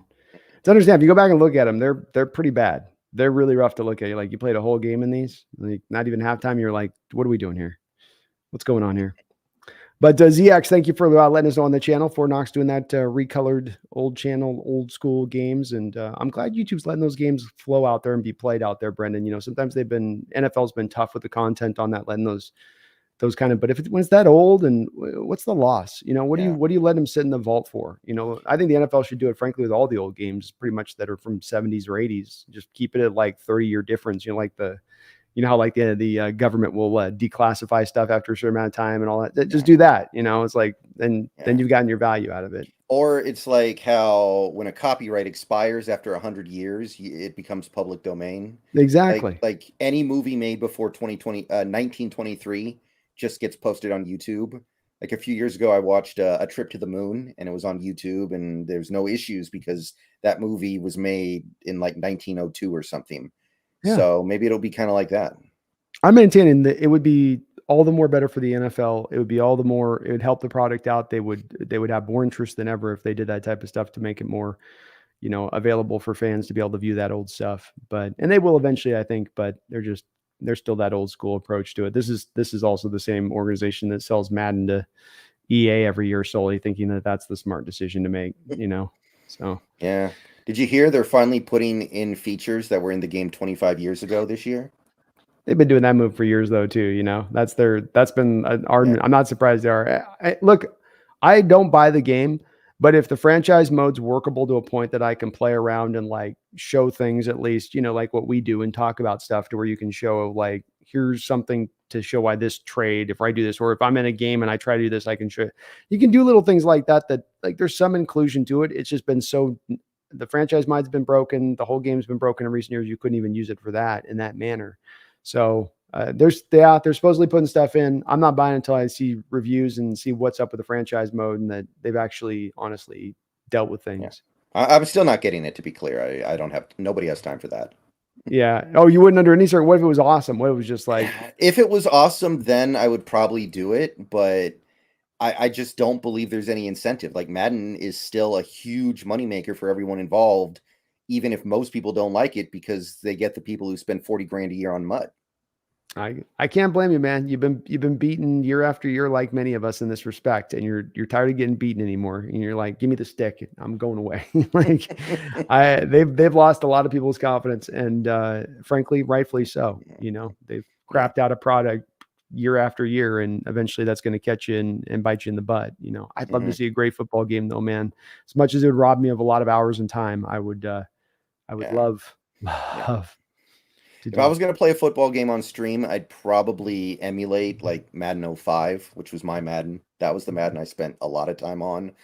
Or NFL 2K5, which is the one that a lot of people swear by. The one that had TO on the cover, which I actually have never played. So that would actually be kind of interesting. It was a great game. I haven't played in a lot of years, but it was it was easily beating the hell out of Madden that year it came out. And you went, here we go. This is a game that, gets it. And I don't know, this is supposed to be the make or break year for Madden. So if it is bad, it's supposed to be the year where they're like, okay, everything back to the drawing board and, we got to figure it out. So maybe there's hope for it down the road. I don't have a lot of faith though. For instance, even the NCAA game coming out, it's going to be MUT mode NCAA is what that's going to be. Yeah. It's just one of those things like every now and then I'll see a Madden clip on Instagram or Facebook and it's always something like, oh, this guy took the snap with Jalen Hurts and started doing his celebration dance immediately. And he breaks 800 tackles because there's a glitch where you can't tackle a guy when he's celebrating. So he's literally just mowing back and forth between the defense over and over again. And nobody can tackle him because of the glitch. And I'm like, this isn't fun. I don't know why I would want to play this. Or you see those plays where they have like 20 laterals and then they score the touchdown because you can just juke out every tackle no matter what, as long as you know what you're doing. So you can run lateral plays for like 10 minutes and then go score a touchdown. And it's just like, I don't know why I need to play this.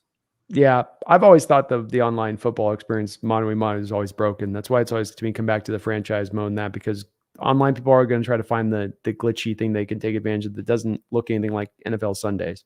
It's like, what are we doing here? And then they'll just lean on the glitch over and over again. And you go, it's not fun. And think about the craftsmanship there. Madden takes place on the same 120 yard by 62 yard field every year forever, right? Like everything that happens in the game of consequence happens in this field that is 120 yards by 62 yards, I think it is. And they have all these glitches. And then you play a game like Red Dead Redemption 2, which takes place over the course of this massive map that is like the size of 3 states. And you swear that game has less glitches than Madden. How does that happen? How is that allowed to happen? Because they're in competition, and Madden's not in competition with anybody. Exactly. They just get operate in their. We own the franchise, so whatever we shoot out every year, people are going to buy, and we don't have to be held accountable. So hopefully this is the year, man. I'm hoping this year they're at least, whether it's good or bad, at least they're accountable, Brendan, because I would like to play it at least a little bit. It'd be fun to go back and be able to enjoy playing Madden again. Garth Knight, thank you for the $5 donation. Very much, man. He says, I hope Russell Wilson has the renaissance Brendo spoke of and goes into the Hall of Fame as a Bronco like Wade Boggs winning as a Devil Ray.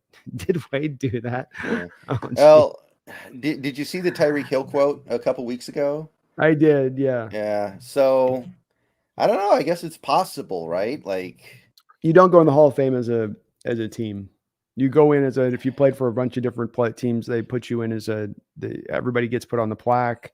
So you don't actually go in as the player can say, I'm going in as a this, but there's no real, like, the Hall of Fame recognizes that you're going in as a Denver Bronco and not a, okay. Well, so I just, I think in order to get in, he's got to put in a little more volume. And in order to do that, he's going to have to play well enough to not, like I think you and me both agree that if he has a bad season again this year, they'll probably just move on. And at that point, his career's over, right? I do believe it is probably over. I was having debates in my chat about whether or not Russell Wilson be willing to sit as a backup on a team for 4 or 5 years while he's waiting for one more opportunity. And my theory on that is that I don't think he would. I think that he's had a lot of other irons in the fire that he can go pursue if he's not going to be an elite starting quarterback.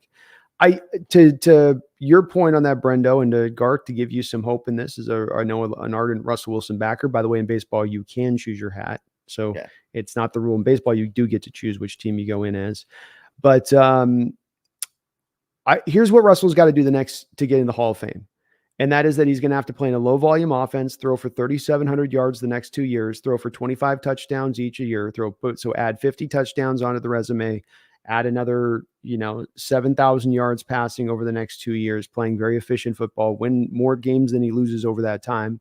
Probably will be enough at that point to maybe just get him up over the top. And that's without him having to be Renaissance Russell Wilson, because I don't think that that's really a possibility at this point. But, I think that could get it done. That could be just enough to kind of get over the line. Yeah, I mean, that would get him right around 400 total touchdowns, which, I mean, it's not as big a deal as it used to be, but it's still pretty good. And then you combine that with the Super Bowl, you combine it with the Pro Bowls. It's probably enough. It's probably enough, right? Like, at a certain point, you do look at the other guys who are in the Hall of Fame, like Kurt Warner, like Troy Aikman, like Joe Namath, and you start comparing them and you try to decide, okay, if this guy's in, so therefore we have to put this guy in. And I think that at that point, you would have to look at it and go, he deserves to be in there as much as Kurt Warner. He deserves to be in there as much as Joe Namath. That's a good one, because Joe's stats are pretty rough. I mean, they're real rough. Yeah, he's a guy who got in because he accomplished something that is impossible to keep out. Yeah, and he accomplished it, and he did the guarantee, right? Mm-hmm. So he's sitting. It's the epic moment. He's sitting at the pool with all the reporters, and he's sunning himself. And like, how's the game going to go? He's like, I guarantee we're going to win it. And it's like, then he goes out and does it against the team no one gave him a chance against, and did nothing in that game except hand the ball off. Exactly. I know exactly. He made like 2 throws the whole freaking game. But yeah, that's going to probably be enough at that point, Garth, and we'll see if he can do it. I think Peyton, I do think, like Brendan finally said on this point, it's going to be tough for us because Peyton's not going to have a long leash on this one. He's already going to have to accommodate this offense to Russ, meaning that this isn't the Drew Brees offense. This isn't drop back on 3 5-step drops, make your pre-snap read and let it rip. This is going to be a lot of Russ under center, play action, naked bootlegs, and really Peyton having to extend away from his own personal playbook to make it work there with Russ, or try to make it work there with Russ. Does that wear on Peyton over time? Does that get him to a place where he eventually says, I don't want to alt my playbook for this guy who can't pick it up? How about I just go get a guy who can pick my playbook up? And I think there'll be a little bit of patience there, but I don't think there'll be a lot of patience there, Brendan.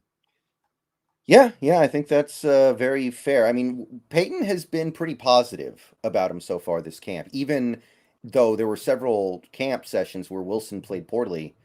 And Peyton is not a guy who blows smoke. He's from the Parcells school where he will say mean things if he feels like it's warranted. So, I mean, I think so far things are going fairly well, but you're right. Once the games start, we'll see. I don't think Denver's schedule this year is that bad, so they have a chance to do at least something. They do. And they do still have a defense coming back that's pretty strong. You lose Draymond Jones, but you do slide in Zach Allen, which is kind of a tit for tat move in certain respects. I think Allen's less than Draymond, but pretty close to the player there. Rest of the defense is still pretty solid.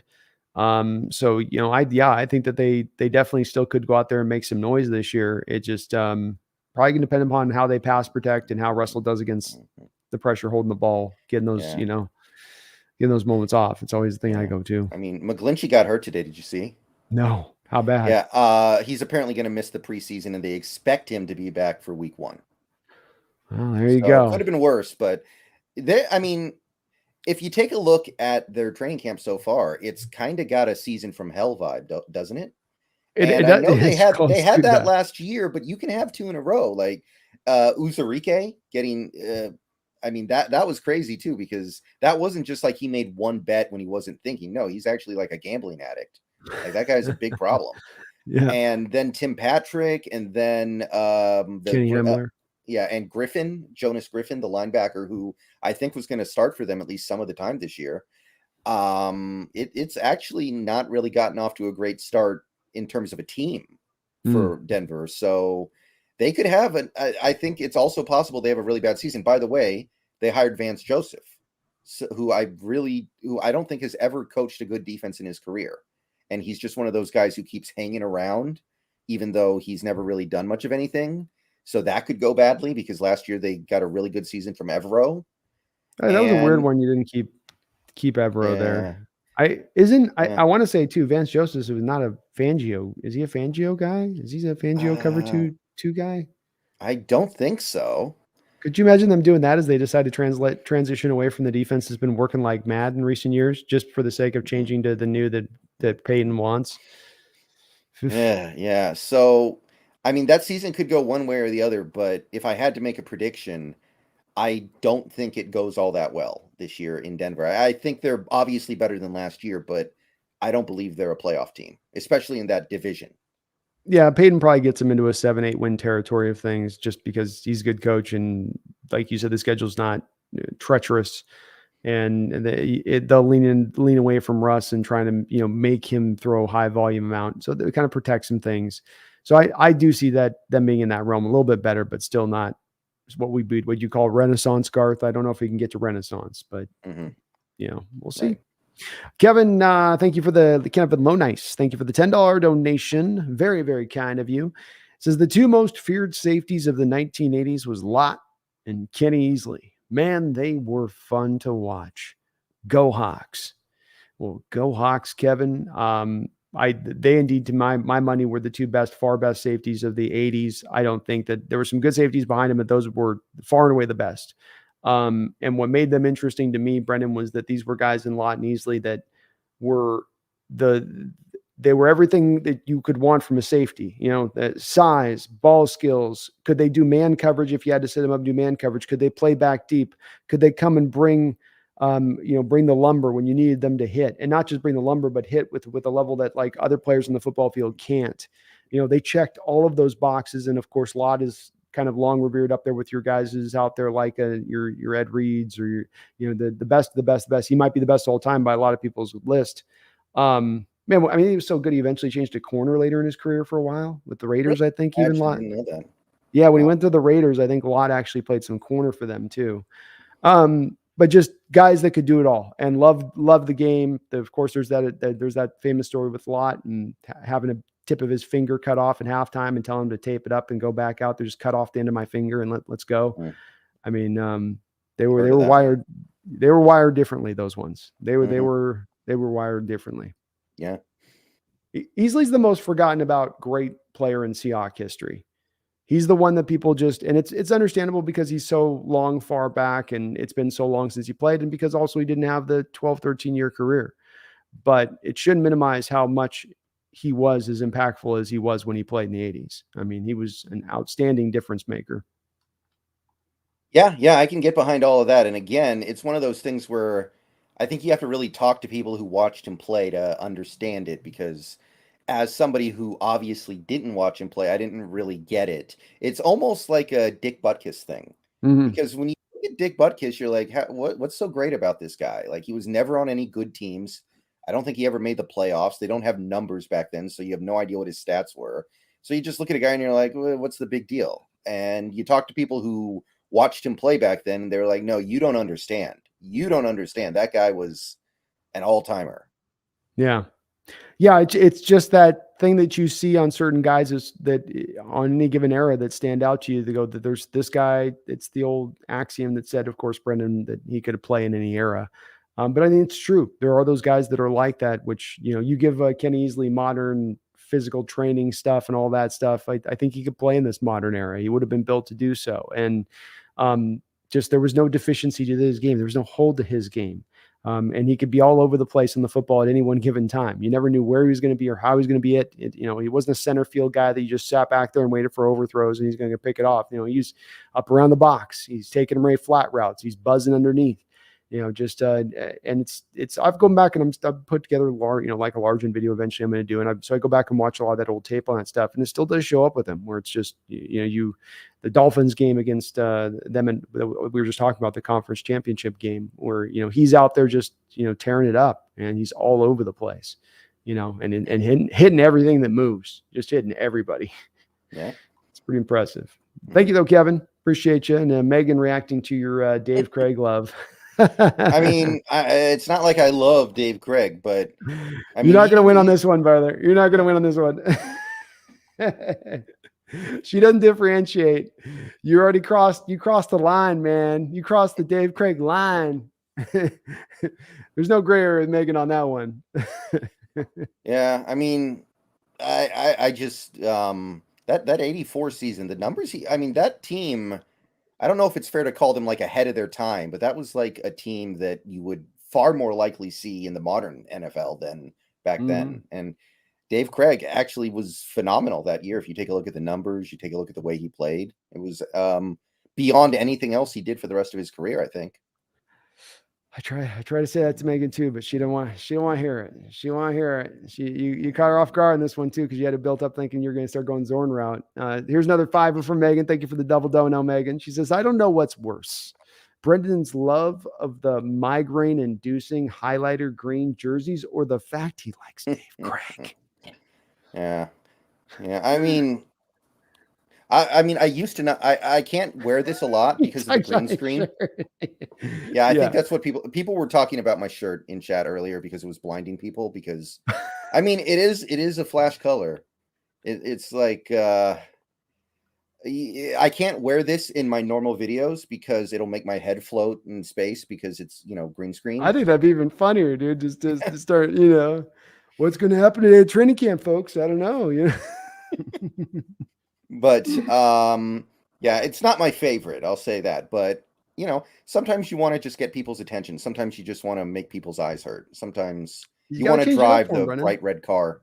Really, you got to change it up, man. They get used to seeing the same face. You gotta get the different shirts and stuff. I got the Bosworth shirt a couple weeks ago. You gotta do what you gotta do here.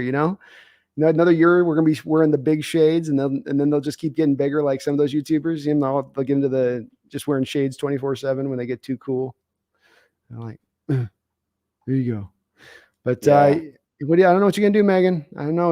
We just call it like we see it on this one. Craig had himself some good years out there, and Zorn was solid, but yeah, Craig kind of got it done. You know what I mean? Kind of got it done. Yeah. Thank you though, Megan. Appreciate you. DJ Owen, thank you for the $5 donation. Hope you're having a good night tonight, DJ. Thank you for that. Says, I used to like Jerry Rice until he stole Steve Largent's number. Yeah, that was a controversial one. I don't know.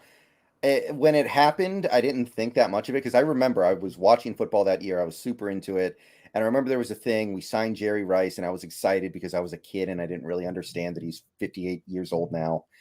And then there was like, oh, Largent gave him permission to use his 20 to use the number 80.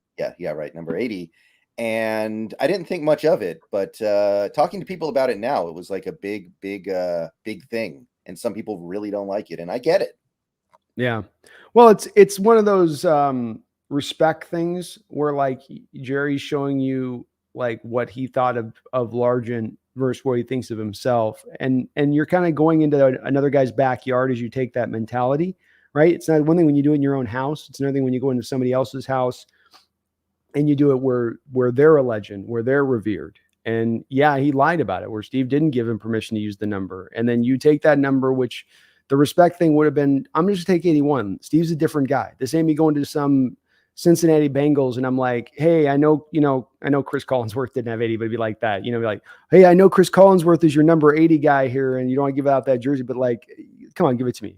Okay, we'll give it to you. But for Largent, it's a different story there. You should have revered it a little bit more from Jerry's standpoint, understood who he was and that this is a whole different situation.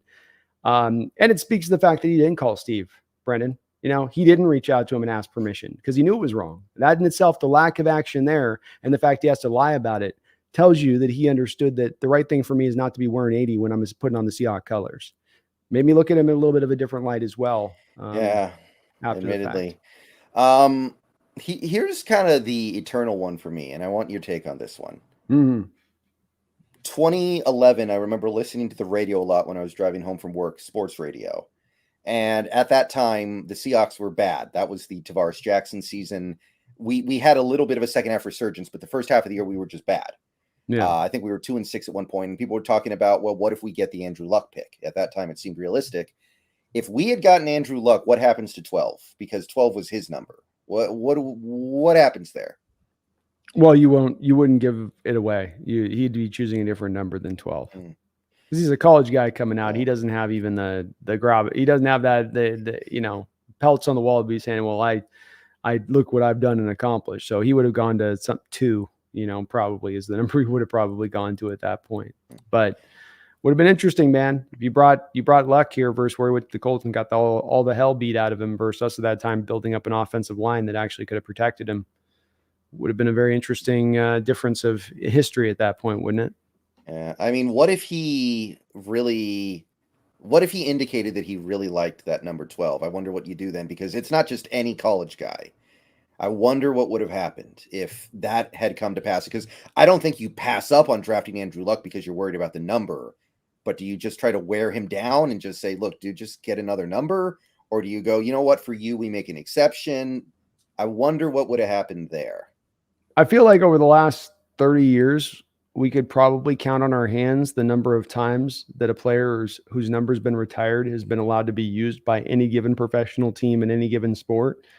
And I think that should probably instruct us in this case that would have been the hard line on Andrew, where none of those were rookies. Let's say that too. If it's happened 4 times, none of them were guys coming out of college saying, I want that guy who played here for 15 years, who's a Hall of Famer, who's retired, whose number's literally in your stadium. I, who haven't played a single down in this sport, should come in and be able to take that guy's number, even though you've retired in that way. I just don't think they would have there's no player that would have that kind of, I don't think even the gall to ask, much less. That's the thing. There's a level of gall to the nature of just asking to do that. This is a respect thing, It's like respect what came before you in every way and form. That's why it's a little egregious here that Jerry did it to me, because it's showing not only not showing respect, it's also kind of you showing disrespect in some of what you did with it. So yeah, no, I don't think so. I don't think you would have gotten it, man. I will say one of my earlier football memories, I'll never forget the Monday night game, Jerry Rice. For one game, he was 27 again. Oh, he had a couple of games in there with us. That was the one. Yeah, he definitely looked like vintage Rice. As far as his play on the field, he played really good for us. I mean, we needed him that year. We had our receiving core was like our running back room now, where it just kept getting yearly decimated, and you were down to like just begging and pleading to bring somebody in that could, be functional. But Jerry came in still at his age, as old as he was, and still able to get open and make catches and be hard to cover, and good ball skills, strong hands, the things that made him what he was. And there's a reason with Jerry. I know I'm not happy about the number thing, but he is far and away the best receiver in NFL history. And there's not, second place is not close. It's one of I think the bigger differences of first place to second place than any other positions out there in NFL, probably. Maybe Tom Brady, maybe, but aside from that, and I don't even know if Tom's as far away from, like, let's say Joe Montana or somebody of that like, as far as I think Jerry is from who's number 2, Randy Moss, I guess, or it's got to be like Rice, Moss, T.O., and then probably Antonio Brown, I think. Something like that, yeah. And 5th could be Calvin Johnson, Julio. I don't know. 5th is hard, but I feel very confident that's the top 4. And I think I go to other positions. I think I could just, if I went, tight end, you go, well, is it Kelsey to the guy that was there with the Chiefs, or is Sharp in there? Is there this? Everybody's kind of gets a little close to each other a little bit. There's not that one that's really separated themselves out. Jerry separated himself from the rest of the receivers in NFL history. Just, man, he had like 2.5 careers worth of time. Just tremendous. Garth Knight, thank you again, DJ, too, for that dono. Garth Knight with a $5 donation. Thank you, Garth. Says, is it possible that the trade-off of the Orange Cats blessing the health of the Seattle running backs? Brendan and I did a little bit of a ritual situation with my cat to try to tap into the feline powers of psychic persuasion in order to get her to remove the beast mode curse. That's what I have called it. I believe it's real. I believe it's true. You may laugh at me about Brendan, but you know who also laughed about curses? The people in Boston. Took them 50 years to realize the Babe Ruth situation was still impacting them. I think we got to jump on this one a little earlier. So I reached out to my cat to try to see if she could do us a favor. Doesn't it feel like you got to go to the guy at the top? You got to go to Lynch and get him to do something. Like he's got to be involved somehow, right? That's my chat was thinking that we needed him with the chicken, Midnight, Lumenfield. Maybe or maybe not, we're going to have to sacrifice a goat too. There's been some back and forth on this within the Seahawks contingent of fans on what's going to be required. But I think we're all in agreement, Brendan, at this point. Desperate times, desperate measures. We need to start taking some more further steps other than let's just fill out a full 4-person depth chart. We'll be fine. No, you won't. No, you won't.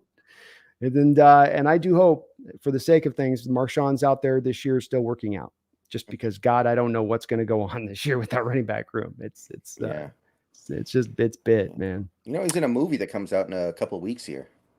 He's doing things, man. He's doing things. That's why he's out at Detroit camp today. He's in reality shows, movies, and good for Marshawn, man. He's probably living his best life right now in retirement, just having a ball with it. And yes, Garth, it is possible that then curses the Seahawks offense. I mean, that's what she told me, and what we all know about magic is that, this is the whole thing why you don't make a deal with the devil. Because you might get your deal, but there's always an offset. There's always the negative you get on the other side of it. And so, the negative on this side is unfortunately the Broncos' health, and the offense is going to suck, but our running back room will be healthy. And, it's one of those, like, if you don't see them kind of sacrifices, it doesn't affect you. It's like, you're fine with making it, right? If I don't have to suffer if you're watching the Bronco offense, so be it. Thank you though, Garth. I appreciate all the donations tonight, brother. And sorry I had to do it, man, but it's been 7 years of this running back situation. I can't sit on my hands anymore. I had to call upon all the spirits to make something occur here. Nolan R. Vance with a $5 donation. Thank you, Nolan. Appreciate you as well, man. It's good to see you in the streets. Sorry I got here late. Hey, man. Glad you got in and watched. Anytime you catch it, appreciate it. However, whenever. It says, catch you on the replay and like the stream. Thank you for reminding me on that too. Please, if you do like the stream tonight, guys, do please hit that like button if you could. Helps us out considerably. Helps the channels grow in the ways that we're trying to do so. So me and Brendan would both appreciate if you could do that. But thank you, Nolan. Very kind of you, man. Sorry, go ahead. And we are trying a new thing tonight where we're streaming to both locations, my channel and the Hawk's Nest. So it seems like it's working really well, though, as near as I can tell from my end. Seems like it's working. So hope it's working for everybody out there. Yes, we're going to be doing that throughout this, I think, year with it. So I hope it is working well on the back and forth with it. But it seems like we're cooking along well with it tonight, and it's good to see. And like being able to do the dual stream. Make sure we got all the eyeballs on, checking it out as you guys do. But thank you, Nolan. Very kind of you dropped the donation in there, and glad you're able to check in the show. Hope you're doing well tonight. Megan come with another $10 donation. Megan, thank you for all your donations tonight. Appreciate my lady from Dan Enda. and hope you're having a good night tonight. Repairing well on that hand. If the team is wearing the green, even on TV, I will get a migraine that will paralyze my entire left. And you have my attention, and not for good reasons. I struggle with the bright greens, man. It's not my favorite. And the fact that I hear, Brendan, we got to get rid of the wolf grays in order to have the highlighter greens. Mm-hmm. It just doesn't look like a football jersey to me at times. It looks like something I'd see on a stage, I guess. Yeah. The most interesting one to me is the Chiefs jersey, because it looks great on a football field, but it looks very goofy in any other context. Like, you see somebody on the street, like in a Chiefs jersey, they look like Ronald McDonald. Yeah. But it's just like on a football field, it's great, but any other context, no. So this jersey stuff, I don't know. I've never been a big jersey person, but you get into it, it's actually kind of interesting. It is, and I'm not super monstrous on it. I mean, just the highlighter to me just stands out because it's so jarring how it's a lot, it's loud. But it's too, just we have these jerseys in our back pocket, 80s, 90 jersey, throwback jerseys, wolf gray jerseys. Like, we got some tight jerseys that we could be using 24/7 that we don't have to go to the secondhand stuff on. But I can't deny, Brendan, there's a lot of people that like, and Megan, I'm with you on it, but there's a lot of people I've seen in my chat that love those highlighter greens. They're like, don't you take my highlighter green. Well, are we ever going to do the black jerseys that Bobby wants to do? Well, we should be. This is what I'm saying. We're keeping a lot of doors closed just so we can have highlighter greens. That's what I'm saying here, Brendan. You're getting to the bottom line here. We got black jerseys, 80s jerseys, 90s jerseys, wolf gray jerseys. We can't call upon any of that because we got to have these highlighters twice a year. I'm just saying, who's asking for it, really? Who really wants it that bad? I especially think once the fans see, you talked about how the Chiefs jersey looks on the field. As much as the fans are loving these throwbacks right now, Brendan, and as much as they're selling off the shores and they're back ordered like nothing else, they're really going to like it when they see it on the TV, because that's going to be a jersey that looks really good, especially at home. The colors fit, the colors match. So I'm stoked too, because that's going to get people, again, just another level of hyped on them when they see them, because they're sweet jerseys, man. They're sweet jerseys. Yeah, I agree. But thank you, Megan. I appreciate all the donations tonight. And I know what you're now. Brendan's in that same doghouse now that I'm in with the Craig Zorn situation. I know it. It's inevitable. Jose Romero, thank you for the $5 donation. I appreciate you as well. It says, love the show, guys. Do you all have a fantasy league set up where we can join this year? Are you doing any fantasy thing? I'm in one with a friend, but that's really all I'm doing this year, probably. I don't know. I've been like the Seahawks running back room for 5 straight years when it comes to fantasy. All my guys get hurt, and I end up not having any fun by week 7. I don't know. Fantasy, not really for me. Understandable too, because I know how busy you are with what you do, and it's fantasy, something that does take a lot of time to kind of dive into. That, do you have the time to carve that out during the season when you're trying to get the videos posted and stay on top of things? It can be a little bit. That's been my challenge. I've also been out of it in recent years. We did have a league sign up that we did, Jose, that we completed out, that we're doing an inner kind of fantasy thing for the channel. So there's nothing there. I'm going to be doing, actually, this, Brendan, is a kind of announcement thing coming down. I'm going to be doing a Saturday show. I got some sponsorship locked down from Underdog Fantasy. So I'm actually going to be doing, Jose, if you want to get on playing me in fantasy, I'm going to be doing some probably you can do custom, everybody throws like a $5 in and you're all fighting out for the 15 or whatever, so it's a week. What's nice about that is it's a week by week thing. So you don't have to set your lineup. They just take the best lineup, and it's not about having to stand that kind of thing with it. And it's weekly. So your lineup changes weekly. You don't have to get stuck on just one, but I'll be doing that stuff, Jose. So if you want to keep an eye on the channel here, I'll be doing the Saturday shows, and we'll probably be doing some inner stuff with the people in the audience as far as that goes on my side of it. But yeah. Use my code NEST at Underdog Fantasy. Do they let you do that in Washington State, by the way? Because Washington State, I know, is hard on that. You do. You can't do all of the functionality of the Underdog site, but you can do a big part of it, basically. It's still the big chunkier, meatier part, especially the fantasy stuff. They allow that in there. So you can do that. But use my code Jose Nest on Underdog Fantasy. They'll match you $100 up to $100 on your first deposit in EST. And I'll be doing those Saturday shows, so be on the lookout for that too. Cool. Appreciate you though, Jose. Ran in the cut with a $10 donation. Thank you so very much. He says, 2 more days. It's almost Seahawk football time. Go Hawks. Oh, baby. Yeah. Yes, we are. We are inside of 2 days now, right? We're like Yeah. 45 hours away or something like that. Yeah, coming up on 44. Yeah, I made a video talking about how close we are, and there were a few people who commented like, I thought it was still like 3 weeks away. I can't believe it's already here.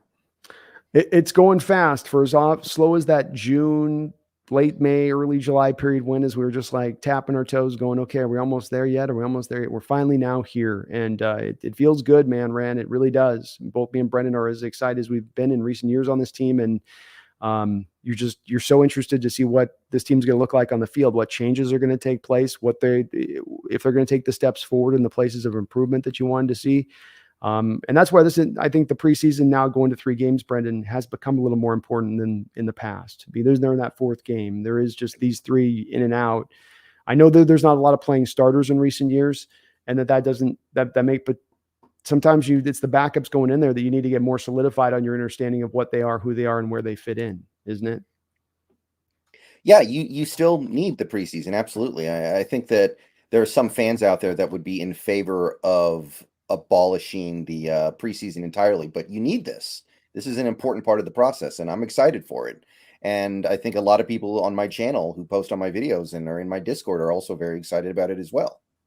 Yeah, and rightfully so. I think there's going to be some stuff you're going to be able to learn about this team in the preseason on top of that, and walk away from feeling good, bad, indifferent. The other, you'll have a little bit more of a firmer feel on where they are and what they're doing with it. So we'll see how it goes, man. But Ran the Cut, I'm glad you're hyped up. We're hyped up too, man. 2 more days, and we're going to take on those Vikings. It's going to be skull time, you know, and not in a good way for those horned bastards, those horned bastards.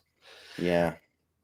Appreciate you, Rand. Upo with another $5 donation says Reggie White may have a greater distance between him and the next best guy at his position than Rice. Maybe. I'm open to be convinced otherwise. Well, assuming you separate Rice from Lawrence Taylor, because one was a 3-4 outside linebacker and one was a 4-3 end, right? I guess, but can you do that? I mean, they're basically the same position when it all breaks down, aren't they? Yeah, I kind of feel like they are. So I don't even feel like Reggie White's in first place in that position. But if you do that, do you think that Reggie White was that much better than like Bruce Smith? I'm just bringing it up right now to your point on this. Bruce Smith had 200 sacks playing from 1985 to 2003. Reggie White playing from 1985 to 2000, so 3 years less than Bruce Smith, had 198 sacks. So was Reggie White a little more efficient in his production to a tiny degree? Yes. But was it enough of a difference-making standpoint from, him to the next guy in that realm of things? No. Jerry Rice is at what, 17, 18,000 yards receiving. The next guy's at like 12, 13. There's a monstrous distance, Upo, between those two there. So you could even throw to me, Reggie, beyond Reggie White. What about Deacon Jones? I can't include Deacon Jones. They weren't counting sacks back then. Yeah. He doesn't get to be brought up into it as far as being a guy who should be considered in this realm too. I think he should. So there's a couple guys in there with Reggie that, I don't think you can take Daryl to LT off. I think you can't, because they both do the same sort of thing just because they're playing different defense. They're basically, there's about a yard of space between the where they're lining up from, and they're both going at the tackle. That's what they both attack. So it's, say there's a difference, but even if you want to throw that out, to me, maybe he's better than Bruce Smith, but is he more better than Bruce Smith than Jerry Rice is of Calvin Johnson or of AB or Randy Moss? Yeah, Randy Moss. No, I think Rice got those guys by a good margin. And I don't say this, by the way, Upo. I don't say this because I'm happy by it. I'm not a big Rice. I'm bitter about the thing with the Largent thing a bit, and he broke Largent's record, which hurt my little child heart growing up, because Largent was the hero guy for me. So there's no love lost for me with Reggie, with Jerry, but he was on a different level. Before Tom Brady came along, he was looked at as the guy that was the GOAT in this sport. I got one. How about Devin Hester? For the Hall of Fame? No, best player at his position by a margin over whoever's second place. Because everybody knows Hester's the greatest returner ever, and it's not particularly close. Yeah. Yeah. I mean, he's got a little more longevity than like a Gale Sayers, who was, I think, just as impactful. But you and I had that talk about Gale on your last stream where I got to be consistent here. If I'm going to say I don't want to give him a ton of credit for lack of longevity, I've got to be that way there. I think I'd have to do a deeper dive on the returners for sure, because there's been some return specialist guys who have been pretty good at what they do and very productive. I think Hester is definitely the brightest of the bunch. But there's maybe an argument to be made. He might be a more bigger separator at that point for what he did. I could be more convinced of that probably than any other position that's out there. I don't think that there's a guy that's, even if I put a Deion Sanders my best corner, like I could find corners that are going to be kind of close to him, especially when you factor in the tackling element of things. A middle linebacker, maybe Ray Lewis, the next guy behind him, you might. Because Lewis's production was insane, really. Yeah. If you look at him versus other guys. So there's maybe some other guys that do have some other places where there's a pretty big draw between them and first. But I've always looked at the thing between Jerry. I mean, think about this here now. He retired 20 years ago. The sport's done nothing but throw the ball all over the football field, all that much more. Players are more protected than ever from injury. And yet nobody can come in within sniffing distance of 5,000 yards of him. That to me is pretty telling at that point from what he did, Mm-hmm. Yeah, that's what makes a lot of those old time players that achieved those things all the more amazing. Yeah. That's what makes what Dan Marino did all the more amazing when he did it. Yeah. That's what makes Don Maynard, especially, like Don Maynard was, I think, lapping the competition. Mm-hmm. Like he would have these years where he would lead the league with like 1,200 receiving yards. Second place would have like 550. Yeah. And this is where you can factor the greatness of the old into this. If they're in the greatness of the old, they were such not just difference makers, but like you say, lapping the field. That's where now I can start to measure that up against a guy in modern times that has more of a high volume attack approach to things. And now, is it all going to be arbitrary at the end of the day and trying to put lists together? In fact, yeah, but do those guys have a place at the table to be considered as in that realm of that greatness? They do, for that reason. And it should be considered with it. Right. That's the only way you can do it. It's really hard to do this otherwise. Like, how am I going to compare George Mikan to Shaquille O'Neal? How am I going to compare shoeless Joe Jackson to Mike Trout? Like, you can't. Yeah.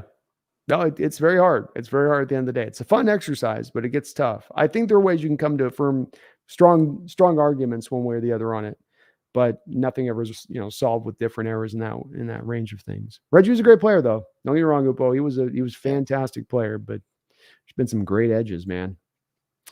Megan with another $5. Thank you, Megan. Says, not Jersey fans. What's next, boys? 78 in my collection from most sports and 2.5 closets full. Yeah, I maybe could get into collecting. I don't like wearing jerseys. They don't feel good to me. I don't like how they're on my shoulders. I don't know. Like collecting I could get into, but as of right now, I do not. I went to the game day jersey ones where they cut off they got a little bit of the cut off around the edge so that they fit a little bit more, rounded down. I'd like some of that too. We're analysts here, Megan. We pride ourselves on being truthful, honest, and forthright. And if we have to, provide an opinion on particular players of old and our viewpoint of them in their place in Seahawks history, the people expect us to a certain standard here, Megan, and we got to hold to it. Both me and Brendan do, and I like baseball jerseys though. I like the buttons. I have a Julio jersey. Well, those fit better though too. They round. They don't make you feel like you're wearing like the women in the 80s used to wear the shoulder pads in their power suits. Remember that? Yeah. It's kind of like you feel like you're wearing the shoulder pads without the shoulder pads, not in the cool way. Yeah. But yeah, I agree. Now the baseball ones fit nice, man. Those are I like the baseball ones. They form down really well. So no, we like the jersey, man. We do. We got to keep it real above all else. That's the guiding light. Gar, thank you for the $5 donation. Says, I forget what game it was UW wore those shiny gold helmets last year, but that look was clean. I like the big B-Wags idea of the black jerseys, though. Yeah, some of the college jerseys are cool. Like they tend to be a little more creative, and oftentimes they do produce some really cool products.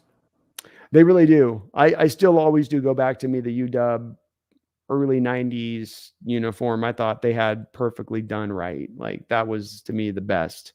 But I don't mind with college them flipping it up, having fun with it, not taking it too seriously of we got to keep the same thing. There shouldn't be a rigid approach to that in my opinion on those. So I like where they're at with that stuff too, Garth. The UW jerseys are always usually, no matter even what they're kind of doing a weird offshoot, they're pretty tight no matter what. They just always have good color scheme, and they seem to be pretty good with that. But when it comes to the black jerseys, I mean, it doesn't matter, does it? Like you can't mess up doing your team's jerseys in black. Like that's always going to look good. Yeah.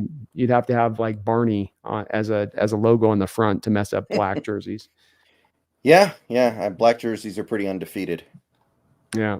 I don't think we'll get it though. I know Bobby was pining for it, but it took us 20 years to twist their arm behind their back to get 2 games of retro jerseys for a single given season. I don't think we're getting black jerseys anytime soon, unfortunately. I mean, it was for Bobby, if anybody, and this may be his last year in the NFL, so it's kind of too late now for him, at the very least. Yeah. Well, maybe go out and have a great year, and they'll be like, Bobby, come back one more year. We'll get the black jerseys in. You said you wouldn't. You had to keep playing until you played the black jerseys, technically, Bobby. See Coach Carroll having that argument with him. Like, you said, Coach, I'm done. My body's done. One more year. One more year, Rock. And be like Rocky. Right? Come on, Rock. Come on, Bobby. Yeah. One more year. Yeah. I mean, I believe he probably could. I think it's a matter of want to at that point, but we'll see how he plays this season. It'll be interesting to see how he tracks, and it depends on certainly how Seattle chooses to use him, whether he's put in a position for success or not. But he maybe still could, especially if they do put him in that right position. He could still be moving even beyond this year to come back another year, which I wouldn't mind seeing, especially considering we're probably going to have to deal with the other linebacker position this next offseason already. So to have that in the back pocket wouldn't be the worst thing, rather than have to find 2 new ones at the same time, which would be a little bit tougher. Though the middle linebacker class looking pretty good. Yeah, I've been looking at it a little bit. It's a lot better than last year or this year. The last couple of years, probably. Well, 2 years ago was really good. That was the one where you had like Quay Walker, you had Damon Clark as like a 5th rounder. Yeah, that was actually a good class. The Utah guy who went to Jacksonville. I can't remember his name, but Devin Lloyd. Yep. Yeah, I really liked Lloyd. That was a good class. I don't think this one's that good, but it's good. Yeah, we'll see. My first view, I have liked it quite a bit, and I think that there's going to be, my opinion, Brendan, right now, I think there's 3 first rounders in this middle linebacker class. I think both the Clemson kids go in the first round, and I think the Ohio State kid goes in the first, is just kind of where we're walking into a little bit. If it holds the type, it'll be interesting to see, but I might like even a little bit more new on that, where we're standing right now. Stay tuned for our college football prospect preview show later this month. That's true. We're going to be talking. We're not waiting until the off season on these guys. We're going to be talking about them throughout the course of the year. I mean, Brendan getting up ahead of these guys. So we'll be giving you guys updates and talking about these guys as part of the show here. So strap on in. Thank you, though, Garth, for the donation. And Megan, thank you for all your donations tonight as well. Very, very kind of you. She says, B, you do know the Vikes are my 3rd team, right? Well, they may be your 3rd team on a normal occasion, but they'll be your last team on Thursday. Okay. You're a Seahawk on Thursday. So it's death to the Vikings. We're downing their ships. Aim those cannons right upon them. I don't care preseason or not. We got to set a tone here, Megan. We got to set a tone for winning. We got to set a tone for a championship run.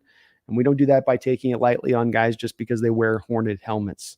They got to go down, and they got to go down hard this Thursday. I just want us just 44-0.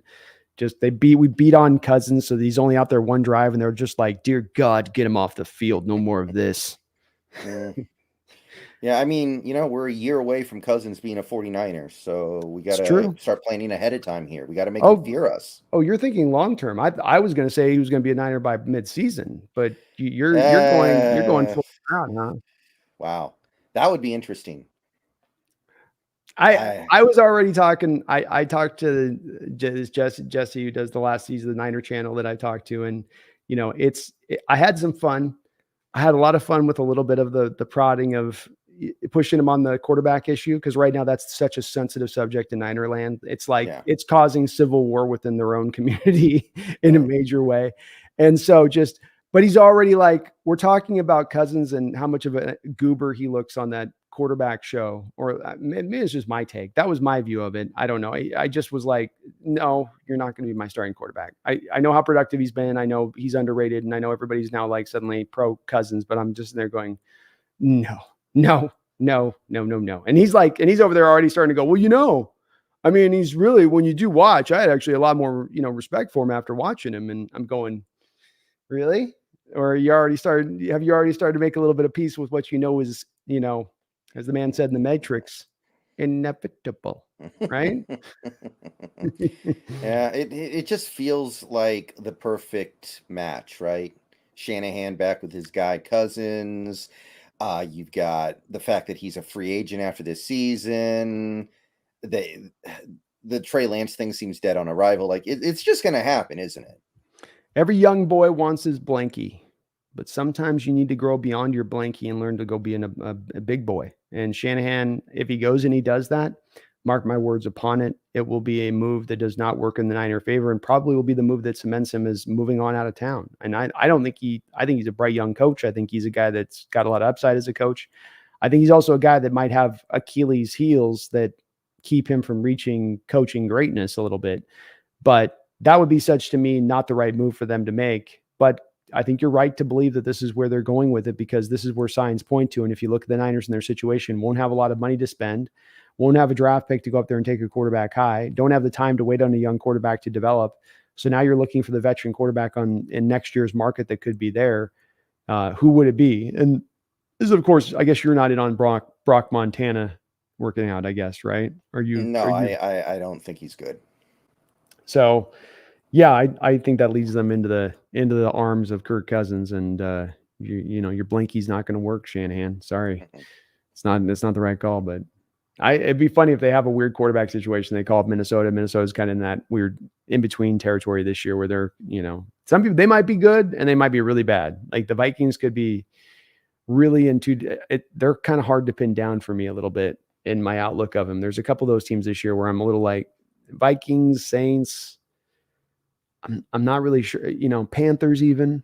I'm not quite sure what they're going to be as teams. There's a big variance, I feel like, between the outcomes for them this year as teams that isn't there for other teams. Yeah, I think that's actually a pretty fair assessment. Maybe the Broncos are in that list too. I don't know. Yeah, I could see them as a high variance team, because they could be easily a 3-win team or a team that gets out to 10 wins and slot just fights, claws, scratches their way, runs the ball down everybody's throat into getting into the playoffs. They certainly could be in that mode. I could see that. Chad Hart, thank you for the $5 donation. I do appreciate you, Chad. It says, "Go Hawks, brother.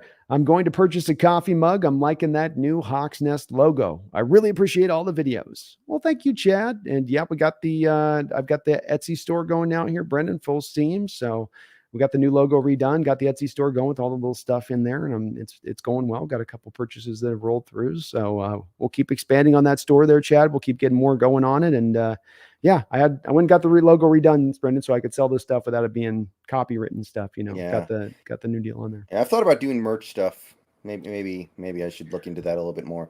And I'll talk to you about it offline, because there is a way to set it up to where, you just don't want to do the overhead side where you got some fee hitting you every month and you don't know if you have the sales or not. Right. So there's a way to get around that, and I'll hit you up with that offline, but I think it's a smart way to go, because people want some merch, man. They want the swag, we're in a swag world, man. You know what I mean? We're in a swaggy world. But thank you, Chad, for getting the coffee mug. I appreciate you on that, man. Thank you for the $5 donation. And I appreciate you so much. Yeah, the Fiverr guy did a good job. He went and did the Fiverr on the re-logo. He did a really good job. I was really happy with it. Mm-hmm. I used Fiverr for my logo too, but it's still pretty Seahawks, so I don't know if I could put it on merch. So I wasn't sure on taking the risk, and I was like, should I just run it through an Adobe program and kind of slightly adjust it, and that'll be enough. But you just don't want to be in the line with that, because they'll come down on you hard if you're on the wrong end of it. So yeah, but Fiverr does good stuff. If you find the right guy on there, they do. It doesn't cost you a lot, and they'll do some pretty nice, solid work out there. Thank you though, Chad. I do appreciate you, man. Upo, thank you for the $2 donation. It says, "Good research on Reggie White. You convinced me." Oh, thank you, Upo. I appreciate that, man. And I love. Don't get me wrong, too, but Reggie White's one of my all-time favorite edges. There, I think when you talk about the conversation of the best all-time, you cannot have that conversation without Reggie White being included. He cannot be left off in any way. And if you have 10 guys all putting their vote in there, Reggie's going to get 3, 4, 5 votes probably. Right. before some of the other guys. So he's still used to, I think that still was a great suggestion on your part as far as a guy that might be in that difference making place. So there's really an argument to be made. There ain't a lot of guys around 200 sacks in NFL history, that's for sure. Yeah. And it doesn't seem like we're getting another one anytime soon. Like, I guess we got a couple of guys who they're still so young, though. So much can go wrong. It's just kind of weird that with all the passing in the modern game, we're not really seeing the long-term elite sack artists the way that we did back then. Like, Von Miller isn't going to get close to those guys, I don't think. DeMarcus Ware was kind of the modern version of that, but he didn't get that close to those guys. Bosa and Parsons have a chance, but it just seems like things just go wrong for these guys when they turn 31 or 32. It does seem like that. It seems like there's always a major injury that comes in that diminishes them in some way, even if they remain effective, but then robs them at the end of the longevity train of things.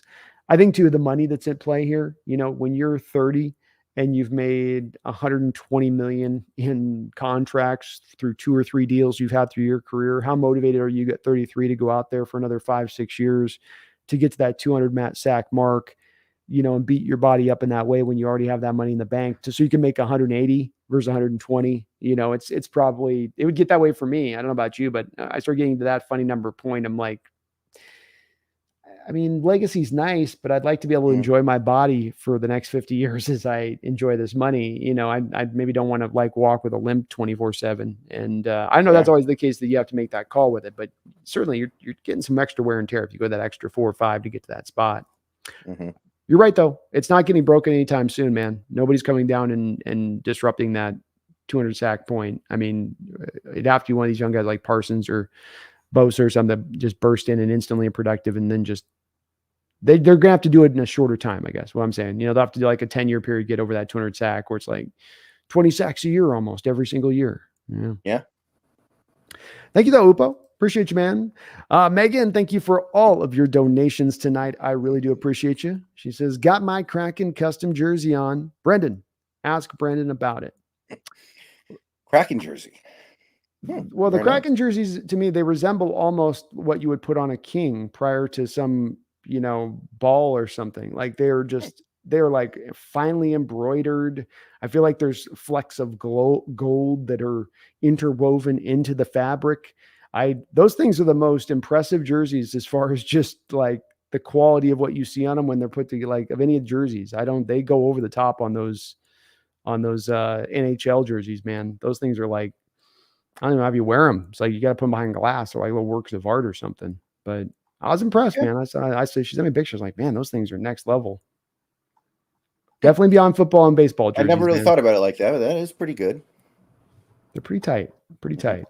Megan with another $2 donation. Thank you, Megan. Says the Vikes head coach is stunning too. That's why they're your third team. You got the crush on the head coach. And he's a really good coach too. He's kind of like that's kind of why, even though I understand why they did it, what the Broncos did with the Sean Payton thing doesn't really make that much sense to me in general. I think for them it's okay because they need a solution now, but it just seems like the league is full of guys like Kevin O'Connell that you can just find and hire, and they're going to be really good coaches because they're these, whiz kids. I feel like there are the guys like that all over the place these days. I think that you're definitely onto something with this. There's a lot of, I think a lot of the older coaches and the old guard got kind of pushed out in this realm, where this is because this was starting to take over more and more. And maybe McVay was as much the real fire starter on this one with what he's done. And that really then started to, really open that up for people to say, okay, let's let the floodgates go to the younger coaches and try to trust these guys, especially when it comes to, I think, relating to the younger players, which are a whole new kind of breed of guys and the way that they operate and the phones and the social medias and the personal brands and all that other stuff. But yeah, it seems like it's more now. It used to be for a while, Brendan, it seemed like, didn't it, 10, 15 years ago, it was more about retread, recycle. One coach fired here, he'll be hired here. And now it's more about them looking for kind of the next bright young coach, the next guy that's going to be the one to, be the difference maker as a coach and, moving forward, which is good. It's kind of cool to see. It's good to see, let new guys get the opportunities. And, we were thinking about this, I think last week, Brendan, we were trying to think about this. There is really not a lot of the old guard coaches out there. There isn't a Mike Shanahan that's sitting out there without a job right now, who is still coaching, who's been having a lot of success in recent NFL history, who's just readily there and available to be hired if you do need to go get another head coach.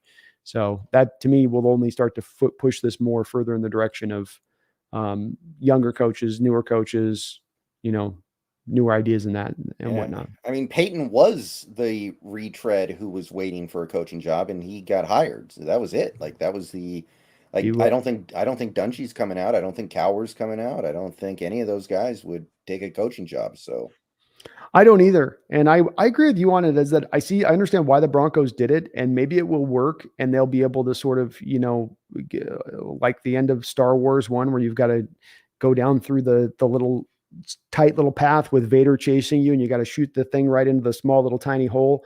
Maybe that Peyton's able to do that with Russ, but the degree of difficulty involved here and considering the way the situation looked from the outside in, to me, and considering, of course, you had to give up the first round pick for Peyton, you had the Peyton pick and then the money you had to spend on top of it.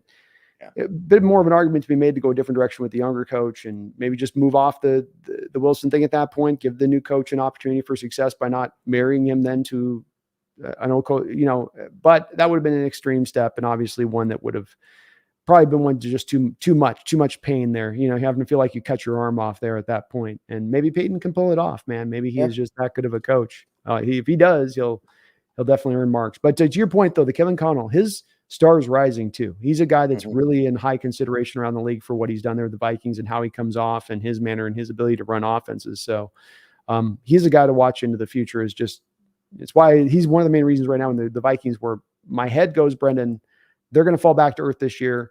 They were the most paper thin 13-win teams you'll ever see in recent history in the NFL. Like they were nowhere near equal to that when you watched them on the field, as evidenced by losing to the Giants at home in the playoff game in the first opening round. But maybe I'm wrong on this one too, and maybe they are a little bit better than I give them credit for in that respect of things.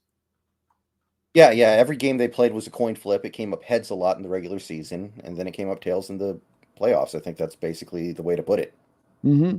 It is true. And if you're in every game like that, it doesn't mean you're getting blown out. It doesn't mean does mean that then chances are next season you're going to probably be in every other game. So we'll see where the coins flip on that, this given year. They need Addison, the kid they took out of USC, to be good. They need somebody to take the pressure off of Jefferson because he's going to pull those double teams in and somebody else is going to have to be productive. Yeah. Yeah. By the way, really easy bet to win the receiving title this year, Justin Jefferson. Whatever the odds are, they're not low enough. Go load up on that. I'm probably with you on that. I don't see who else will overtake him this year, and he's going to get he'll literally get probably 225 targets by the end of the year. So he's guys probably gonna push around 2,000 yards and probably 130 catches or something like that. And yeah, that'd be a good pick to go with. Can't go wrong with the Jefferson train on that one, man. All right. Well, we got caught up on the donations, and I know we just basically have, I think, covered most of the stuff you and I were trying to kind of cover today's particular show. Was there anything else with this Viking game that you're looking at that people should be on the lookout for or be paying attention to? I've got one little thing myself. I don't really have too much else. It's kind of one of those things where we don't even really know who's going to play, so it's hard to say too much more than just speaking generally. I mean, Gino might play. He probably won't, but he could. DK might play. Lockett might play, or they don't play, or maybe Wagner plays. Maybe we don't even when you don't even know that much, it's kind of hard. But generally speaking, I feel like I said what I could say. Yeah, I think the two little things I'd say for audience members out there to look for that I think are going to be interesting to see if we see unwrapped a little bit here are the screen game offensively, bubble screens, traditional screens. Do they try to work on that a little bit more because that's been a bit of the bugaboo in recent years and trying to make that work? And then defensively, do we see some more of the blitzes we saw from scrimmage game? Do we see more of those stack boxes down there? I think if they're doing that, Brendan, would you not agree that that's an indication of not just them trying to play around with things, but we want to try to make this thing work a little bit. Jamal at the forefront of this and Julian Love working in there, the three safety looks. We want to try to bring some of this pressure-based packages down here and get these offenses feeling uncomfortable at the line of scrimmage. Yeah, I'll go for that too. That's another thing that the personnel, the players you have on the field doesn't really matter that much. It's, are you implementing this system that includes things like more blitzing or more man coverage or more 3 receiver sets. So I can get behind that for sure. And I think it needs to happen. I think it plays to our strengths, like we've said. I think too, if you don't see it, then it seems like to me it would not be an indication they're probably going to run it in season very much, because you got to work on it. You got to be good at it. And you only get on that by practicing in pads with it, live action. And so there's the other thing I've seen with this in recent history, Brendan, is that it's gone from teams 30 years ago who would, there'd be like this common gentleman agreement of you never blitzed because you weren't trying to get your other quarterback killed, to now teams are blitzing 24/7 in the preseason. They'll blitz with reckless abandon to work on stuff. And so I think you should try to do that. Hopefully we see that. And if they do, I will take that as an encouraging sign that the team's going to start to try to implement that this year a little bit more, which I think will help this defense out. It will help the defense both stop the run and help them to also create some manufactured pressure at times, which would be nice to see. I think something that's been missing in recent years. Yeah, I remember back in the day, Madden used to say that in the preseason, if you ran a bootleg, it would work every time because of the way defenses played. I remember Madden had this thing where like you will score a touchdown every 3 plays without fail if you just bootleg every single play in the preseason, because defenses are completely unprepared to handle that. Not the case anymore. No, it was vanilla. I mean, I remember there was times back in the day that you weren't even really getting a play call from defenses. It was just, come off the ball and just go make a play, is basically what you had them do. So it was, you used to try to hold everything close to the vest prior to coming in the year. But I think now you've seen teams being a little more willing to, and rightfully so. You don't have the padded practices as much. You don't have the 2-a-days. You don't have all of that stuff where you might have used to have been able to unfurl that before. Now you've got only this small little 3, not even 4 preseason games. Now you only got this small 3 preseason game period to kind of get that stuff, all the kinks worked out a little bit. And so I hope that they are doing it, Brendan. But if they don't, I think the other end of it does inform us a little bit of that the team's not going to maybe be looking to lean on the pressure-based packages. Maybe they'll be leaning on the 3 safety looks. Maybe there'll be some 3-3-5s, maybe all that other stuff. But they won't be actually probably leaning more into, kind of the heavy blitz game for this upcoming season. Just something interesting to monitor this upcoming week here on Thursday for the Vikings game. I will be on my end of it live. Are you live streaming the Vikings game on your side? No, I'm doing the Cowboys game. Okay. Yeah, nice. I can't do this Vikings game, but I am. It looks like anyway, I'm doing the Cowboys game. I ran a poll, asking people which one they wanted to see, and it looks like it is going to be that Cowboys game. Fantastic. Well, I will be live streaming Thursday, the Viking game on my side of it here on the Hawks Nest. Brendan will be live streaming on the Cowboys game thereafter, I guess, just after or a couple hours later. Next, Saturday. Yeah. Saturday. So he'll be doing that on his end. If you're not already, please do me this favor. Go over there to Seahawks Brendan Nelson, YouTube channel here, and do get subscribed up to him. Me and Brendan this year will be doing 2 shows a week here with both of our channels rolling here. We're going to be doing some draft coverage, very early on coverage of these college prospects. We're going to be kind of expanding some other elements here on the show this year as we go through. So hopefully you guys are riding with us throughout this upcoming year. Brendan, thank you as ever, man, for coming on here. I do really appreciate it. No problem. Thank you for having me on. We got Roxanne Roll in the house. Roxanne's been a member of the Hawks Nest for 25 months. That is quite a long time, Roxanne. Thank you for that long time dedication to the channel. She says, just checking in and playing a lot of catch up to your chat, B, and good to see you, B, as well. Go Hawks. Well, thank you so much, Roxanne. I appreciate your longtime support of the channel, as I know you're one of my original channel members, original subs to the channel as well. So I appreciate you for that long-time dedication in here and checking it out as you do. And thank you, Brendan, for coming on in here, man. I always have fun chopping it up with the Hawk Talk with you on this. And I look forward to what's going to hopefully be a real fun season for us to be able to get into the depths on this and, hopefully be talking about the most successful season we've seen from a Seahawks team going in 10 years. That wouldn't be the worst thing at all, would it? Nothing wrong with that. That can happen. Well, my name is Brendan. This guy's name is Brendan. We'll be coming back to you next week on Tuesday with a little bit of a wrap up on his side. I'll be doing some other shows before that. But until that time, I hope we don't have to let you guys know. I hope on a season like this where there's so much hope, there's so much people with starry eyes all over the place. I hope I wouldn't have to remind you, but you know what? We're going to do it anyway because that's just what we do here. Please don't you ever forget. Never, ever forget. Go Hawks. Go Hawks.